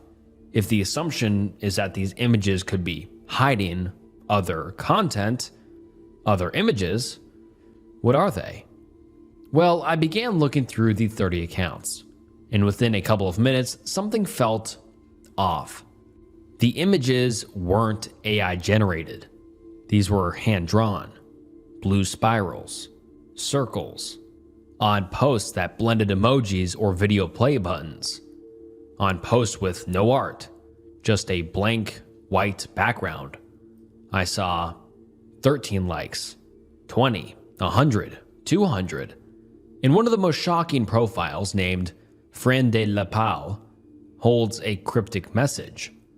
Reversed, that username reads La Petite Dernière, which translates to the youngest in the family. On the account Troyes_images, which translates to 3 images, there are only 3 blue images. Some strange comments written in different languages have odd or disturbing meanings when translated. In Russian, one user writes, "A whole year has flown by, and you haven't changed at all. You look great. Do you still remember me?" Another in French writes, "The girl's really sexy." Another user comments, 3 heart emojis and 2 clap emojis. But what are they commenting about? The comments don't seem consistent with the seemingly random image. Redditors started coming up with theories about the blue pages. One theory, proposed by Bored Frankie, seemed to set this mystery to rest. I'm like 99% sure that this is an experimental art exhibition being put on by an individual in Place de Fêtes by the name of Papi Camion, which translates to Grandpa Truck, who is known in Paris art scene for having a really wacky truck. I say this because, at the very bottom of the Instagram account, Marie Jean Claude, which appears to be the central account, there are a bunch of seemingly normal, at least in comparison, pictures of the truck and items inside the truck. Someone, another artist, because again, people in the art scene know him, commented on an old picture. "Papi, is it really you?" And he responded confirming that it was. He also says in the other comments that he's doing something experimental. Looking into Papi Cameron, it appears that he's just a dude with an interesting truck. He did an interview with Iodine Zine in 2015 where they write, mind you, this is all translated from French, that he was born in the 1970s and let go progressively over time of unnecessary matters, and has only kept a passport, a change of clothes, and a van. And since then, he has been navigating the world as a hermit, sort of a van life situation. Papi Caramelon's truck had been photographed numerous times, such as by this photographer under Edition, and he is widely loved in the art world. If you go on the hashtag Papi Cameron or Papi Cameron on Instagram, there are dozens of pictures of him in his truck. Many of the posts are of him and hashtags with things like urban art or exhibit, and are posted by other artists themselves. In a post under the hashtag Papi Cameron, there's a picture of him standing outside of the truck. The person who posted it is an artist slash photographer slash fashion designer slash whatever, who said they were shooting with Papi Cameron and some models. A photographer with 40,000 followers who commented on that post in a way that insinuates to them knowing Papi also follows the Mary Claude Jean account. I found that they've legitimately done shoots together on her website too. Basically what I'm saying is that real, successful people know him and follow him on purpose. I think he's probably doing something art related, perhaps, or is unfortunately suffering from mental illness.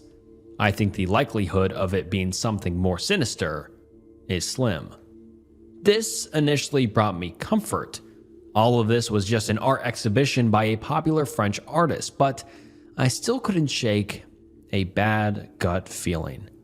So I went to the account titled Mary Claude Jean to see if I could find anything out of the ordinary. Again, more hand-drawn artwork, bright blue and cryptic. The same symbols that persist through all of the accounts were appearing here too. But this account was different. The stories on Marie Claude Jean's account were disturbing and weird. There are 4 videos. 2 of them are of a couple playing a ball game of some sort. The other 2 videos are of children, 2 girls outside of a van, as their parents unload the vehicle. After seeing these videos, I came to suspect that maybe this wasn't just an art project, and maybe their intentions could be more nefarious. Someone asked how the original poster had come across these images in the first place, and his explanation was damning. I should add context. I found creepy accounts linked with predatory behavior, and when I looked into this, I found these as well. One account has a highlight of recording children going to their car. It's disgusting. I'm thinking this is something to do with a ring of predators, but I don't know anything about it. Looks like the OP had discovered the same videos I had, and his concerns were very clear. According to their speculation, this might have something to do with people attracted to children. So, what does steganography have to do with any of this? The images that could allegedly be hidden inside these coded blue posts, well, if the theory is to be believed, then these posts might be hiding something more sinister. Something the commenters described as sexy and beautiful. Allegedly, Redditors speculate, these images could be hiding cheese pizza. And it doesn't stop at the blue page accounts. See, one commenter, DamnPlayer23, did his own research and began investigating even further. Hey, I just did a deep dive. If you got to their tag posts, there's thousands of accounts, all with thousands of posts. This is extremely disturbing and should be reported to authorities. And the commenter was correct.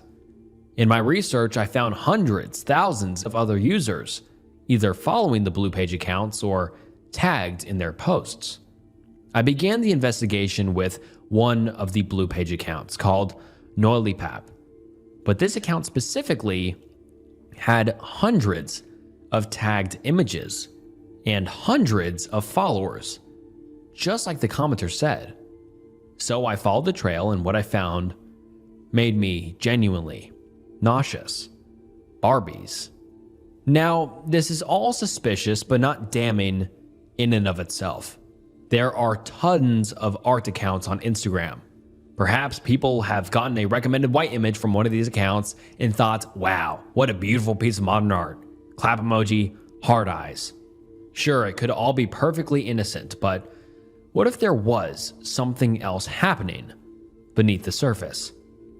I wanted more information. And the thousands of photos, most had very few interactions, few comments, few likes, but thousands of followers.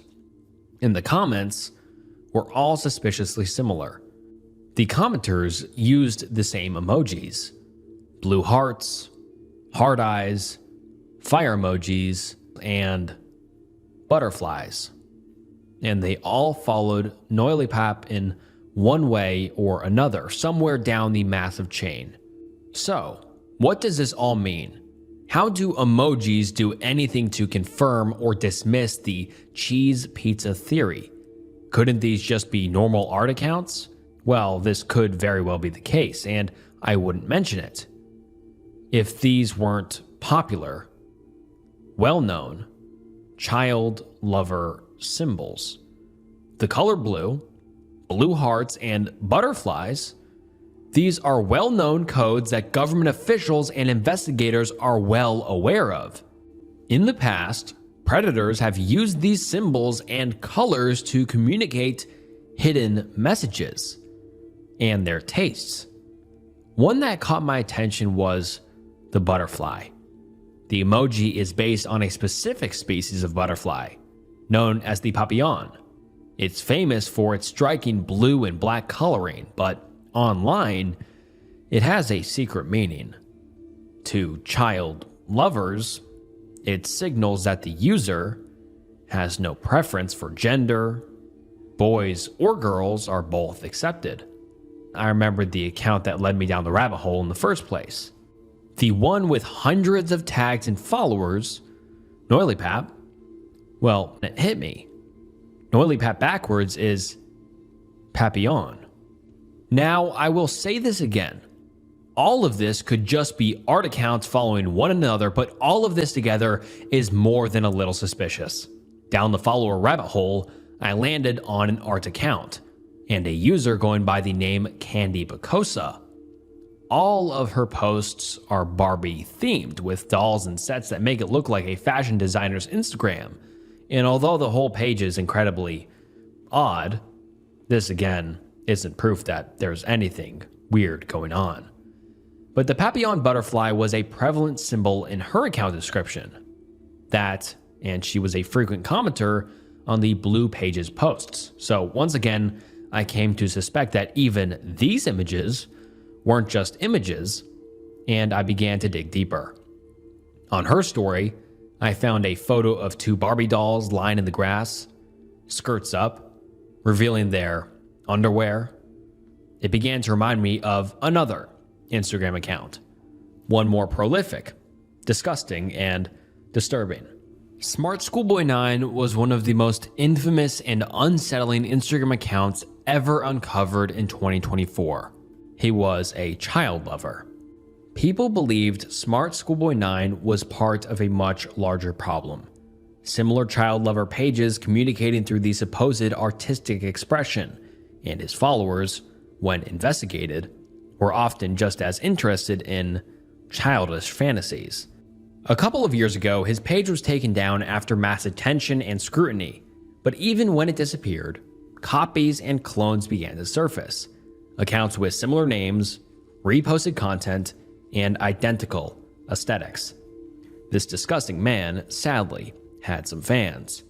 In the Blue Page accounts and the mass of followers I discovered, it felt eerily similar. And that's when I came across a comment. One that had drawn a startling comparison themselves. The user writes, recent comment on the page called account, I'm not going to read it out. A user commented, bro likes to diddle kids. And today responded to another user saying, for context, this guy was mutuals with Smart Schoolboy 9. It's really old speculation that they were up to no good. Welcome to the thread. An alleged connection between the Blue Pages and Smart Schoolboy 9. A known predator. But I couldn't find any recorded proof that this is true, so take it with a grain of salt. But it doesn't end there. Let's go back to the Instagram Blue Page accounts. As I was collecting screenshots from these accounts, I noticed a recurring pattern. Certain symbols were repeated over and over again. The clover, the square with dots, the circles. And I noticed that, especially on Noilipop's account, they weren't just random. They were laid out in grids. Some of them even looked like code. To me, it looked like a cryptogram. Messages written in code, and they could be seen across all of the Blue Page accounts. So I screenshotted the images and submitted them to an AI because I'm not a cryptographer, to see if the program could find some code hidden within the images. And it did. The AI determined, yes, this was in fact a substitution cryptogram. A substitution cryptogram is when letters or numbers are replaced by images or symbols. If you carefully analyze the patterns, you can determine what the coded messages are. Now, this is AI we're talking about, and this could very well be an overzealous program looking for patterns that aren't there. But the message it provided made the whole thing that much more interesting. The codex is as follows: target, circle plus crosshair is T, plus is E, 6-petal rosette / flower is O, clover / four-lobe is S, 8-point star is A, 4 small corner dot is F, quartered circle is C, single outline square is N, stacked / overlapping squares is H, often also used as space, circle with a center dot is I, a large X is K, circle containing a small square is D, 3x3 grid square is R, plain circle is usually O, circle with diagonal slash is U. And the 4 words that allegedly repeat over and over across the account: to see, click, save. If we were to speculate for a moment, if this were truly cheese pizza, and that's a big if, how might prospective predators access the alleged photos? They'd have to get the images out of the artwork somehow, right? Well, how might they do that? Well, they'd need to buy a program, some sort of software to decode the images and pull out the real image and follow the instructions provided. When I was 16, 2 people from my high school were caught with tens of thousands of inappropriate young photos. They happened years apart from one another, and they're both in jail. One a student, the other a teacher. And I've always wondered, for years, how people get caught with so much cheese pizza. Where are they getting it from? The dark web? How are they accessing so much content without getting caught? It can't be that easy to get content like this, and especially thousands of images. How do they go years and years without getting caught? If the theory on Reddit about the blue pages is correct, then the answer would be simple. They wouldn't need to dig to get what they wanted. It wouldn't be some dark web backroom or content locked behind a password. It could be right there, on the surface web, hidden in plain sight on your Instagram feed. It's entirely possible that this could be something much, much worse than an art project.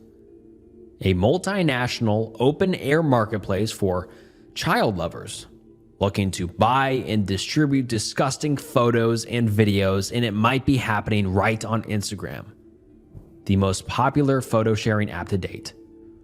But it's also possible that this is all just an art project. And frankly, I don't know what's true. There's just not enough information to make an actual case for either theory about the Instagram blue pages. This is all speculative. There is no actual proof, only alleged evidence and supposed connections drawn that could admittedly be wrong. Regardless, the Instagram blue pages has become one of the most weird, unsettling, and mysterious stories I've ever covered. And in all honesty, I'm the first YouTuber to cover this, and I'm very curious as to what it truly means. The 4chan murders. 4chan is an image board website modeled after the Japanese site 2chan. The site is divided into boards dedicated to different topics, ranging from anime, video games, and technology to politics, fitness, and adult content. Its B board, which serves as the random content thread, is especially notorious for shock content, trolling, and depraved media. On the 21st of August, 2015, an untitled thread was started on 4chan's random board. The user began the post with a short paragraph. "I have killed several women for pleasure. If you can guess a name, I will upload a picture. If you can guess a name of any of these women, I will upload their photo. No more than 10 names per post. Any more than that will be ignored. Some are Polaroids and others were taken with a disposable camera. I also have pictures of them before death when I was able to do so. If you guess all of the names, I will show you where I dumped a body in 1999. The first one is free, as her name is unlikely to be guessed. The user then posted an image, which showed a young woman's graduation photo, mid-20s, with curly black hair and a big smile. Next to it, a photo of a presumably dead woman, lying prone and covered in blood, with a striking resemblance to the woman in the graduation photograph, and below a handwritten timestamp on a piece of paper, provided by the user to prove its authenticity. The first photo had the date August 21st, 2005, written as the timestamp. Naturally, most users suspected this was a cruel hoax or a joke. After all, what are the odds a serial killer would post these images, possibly incriminating himself? It seemed beyond belief, and given the site's history of hoaxes and shock content, it was more likely some loser had staged the photos to get a rise out of users. But some people played along. They started to guess names, and one of them was correct. The killer replied, "Wow, off to a great start. Incredible. I fixed the timestamp. My mistake." And then with it, another photo. Another woman's body. This time, much more graphic. The corpse was completely naked, legs spread. Judging by the state of decay, she had been dead for some time. Below the photo, a corrected timestamp, reading August 21st, 2015, the exact date of posting. Shortly after, the killer shared another photo, presumably of the same victim, this time stuffed into a cardboard box, her legs sticking out from it, and her arms twisted unnaturally. This is from before I played with her. He then posted another photo of the woman before being killed. This photo was taken by the killer. She was lying in bed, smiling at the camera. Accompanying this photo was yet another photo of her corpse. Needless to say, this unsensible content was immediately flagged by 4chan. In just 20 minutes after the initial thread was created, it was taken down by moderators, and all of the original content was lost. Except for the fact that one anonymous user took screenshots. All of the photos were subject to a reverse image search, which then revealed that none of the images, not a single one, had been ever posted before. These images had not originated online. They were originals, which meant that, although they had hoped otherwise, this was no hoax. This was, in fact, a serial killer. A user asked the question, how could you get these photos developed with a disposable camera? It's required to alert the police to anything weird going on in any photo that is developed. The killer replied, I developed them. If this was true, it would mean the killer had access to a dark room, but this seemed odd. Someone in 2015 having access to a personal darkroom to develop disposable camera photos was unlikely. It wasn't impossible, but it brought up more questions than answers. Users contacted the FBI and made them aware of the thread, but in the meantime, all they could do was wait. Then, a month later, to the shock of the users invested in the case, the anonymous poster returned to 4chan. August 22nd, 2015. A picture of a nude male victim, covered in blood, The photo had a strip of white paper over it, covering the victim's eyes, presumably to hide his identity. He's presumably sitting up in bed, shielding his face, leading users to believe he was still alive when the photograph was taken, badly injured. He might have been trying to defend himself. Regardless, the caption read, "Dying, dying." And just 7 minutes later, the user posted another photo of the man. This time, the caption simply read, "Dead." He then posted an image of a man, presumably himself, wearing a red ski mask and sunglasses, pointing a shotgun at the camera. Then he wrote his final message, "I'll be back in a month to finish our game. If it is not this exact timestamp with an updated date, it is not me." Though users waited for more updates from the killer, he never posted to 4chan again, and he has not been heard from since. In the second post, behind the photograph of the man, there is another photograph of a young woman, covered in blood, wearing a black bra and tattered clothes, lying on similar white sheets to a man. Upon inspection, I have determined this is the same woman from the original post. She's wearing the same clothes as the first victim, a brown threaded shirt and dark pants. This means that not only are all of these photos original, but there are multiple photos of the victims, more than were ever posted. Now, this is a startling revelation. This was not the work of someone attempting to shock users with faux crime scene photos. If so, why not post all of the photographs? Why not show us the full breadth of the depravity? In my opinion, this was the work of someone posting individual photos, hand-curated, to play a game without getting caught. After the original post was made, news reporters contacted local police after online sleuths identified the first victim by her graduation photo. The victim was Shauna Maynard, a runaway who was shot dead in 1998. The police attributed the post to a hoax, though they would not elaborate. They stated a lack of evidence and that there was no merit to the case. Shauna's killer has never been caught, and to this day, it is an unsolved case.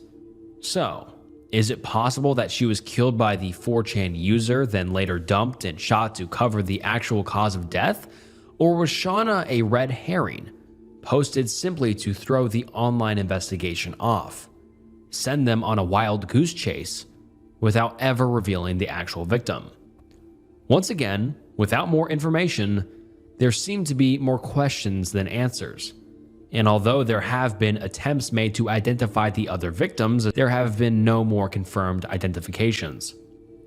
To this day, the true identity of the 4chan killer remains unknown. No one has ever been arrested in connection with these disturbing posts, and no law enforcement agency has confirmed whether the posts were authentic, staged, or stolen. Today, all that remains are the screenshots, grainy fragments of horrific scenes debated in late-night forums, and although users haven't given up on identifying the victims or finding the killer, there has been no ground made in a very long time.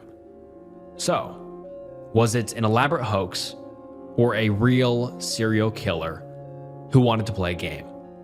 The only certainty is this: someone out there knows the truth. And if this truly was a game, since there have been no arrests made and no investigation has been announced, it looks like he's gotten away with it.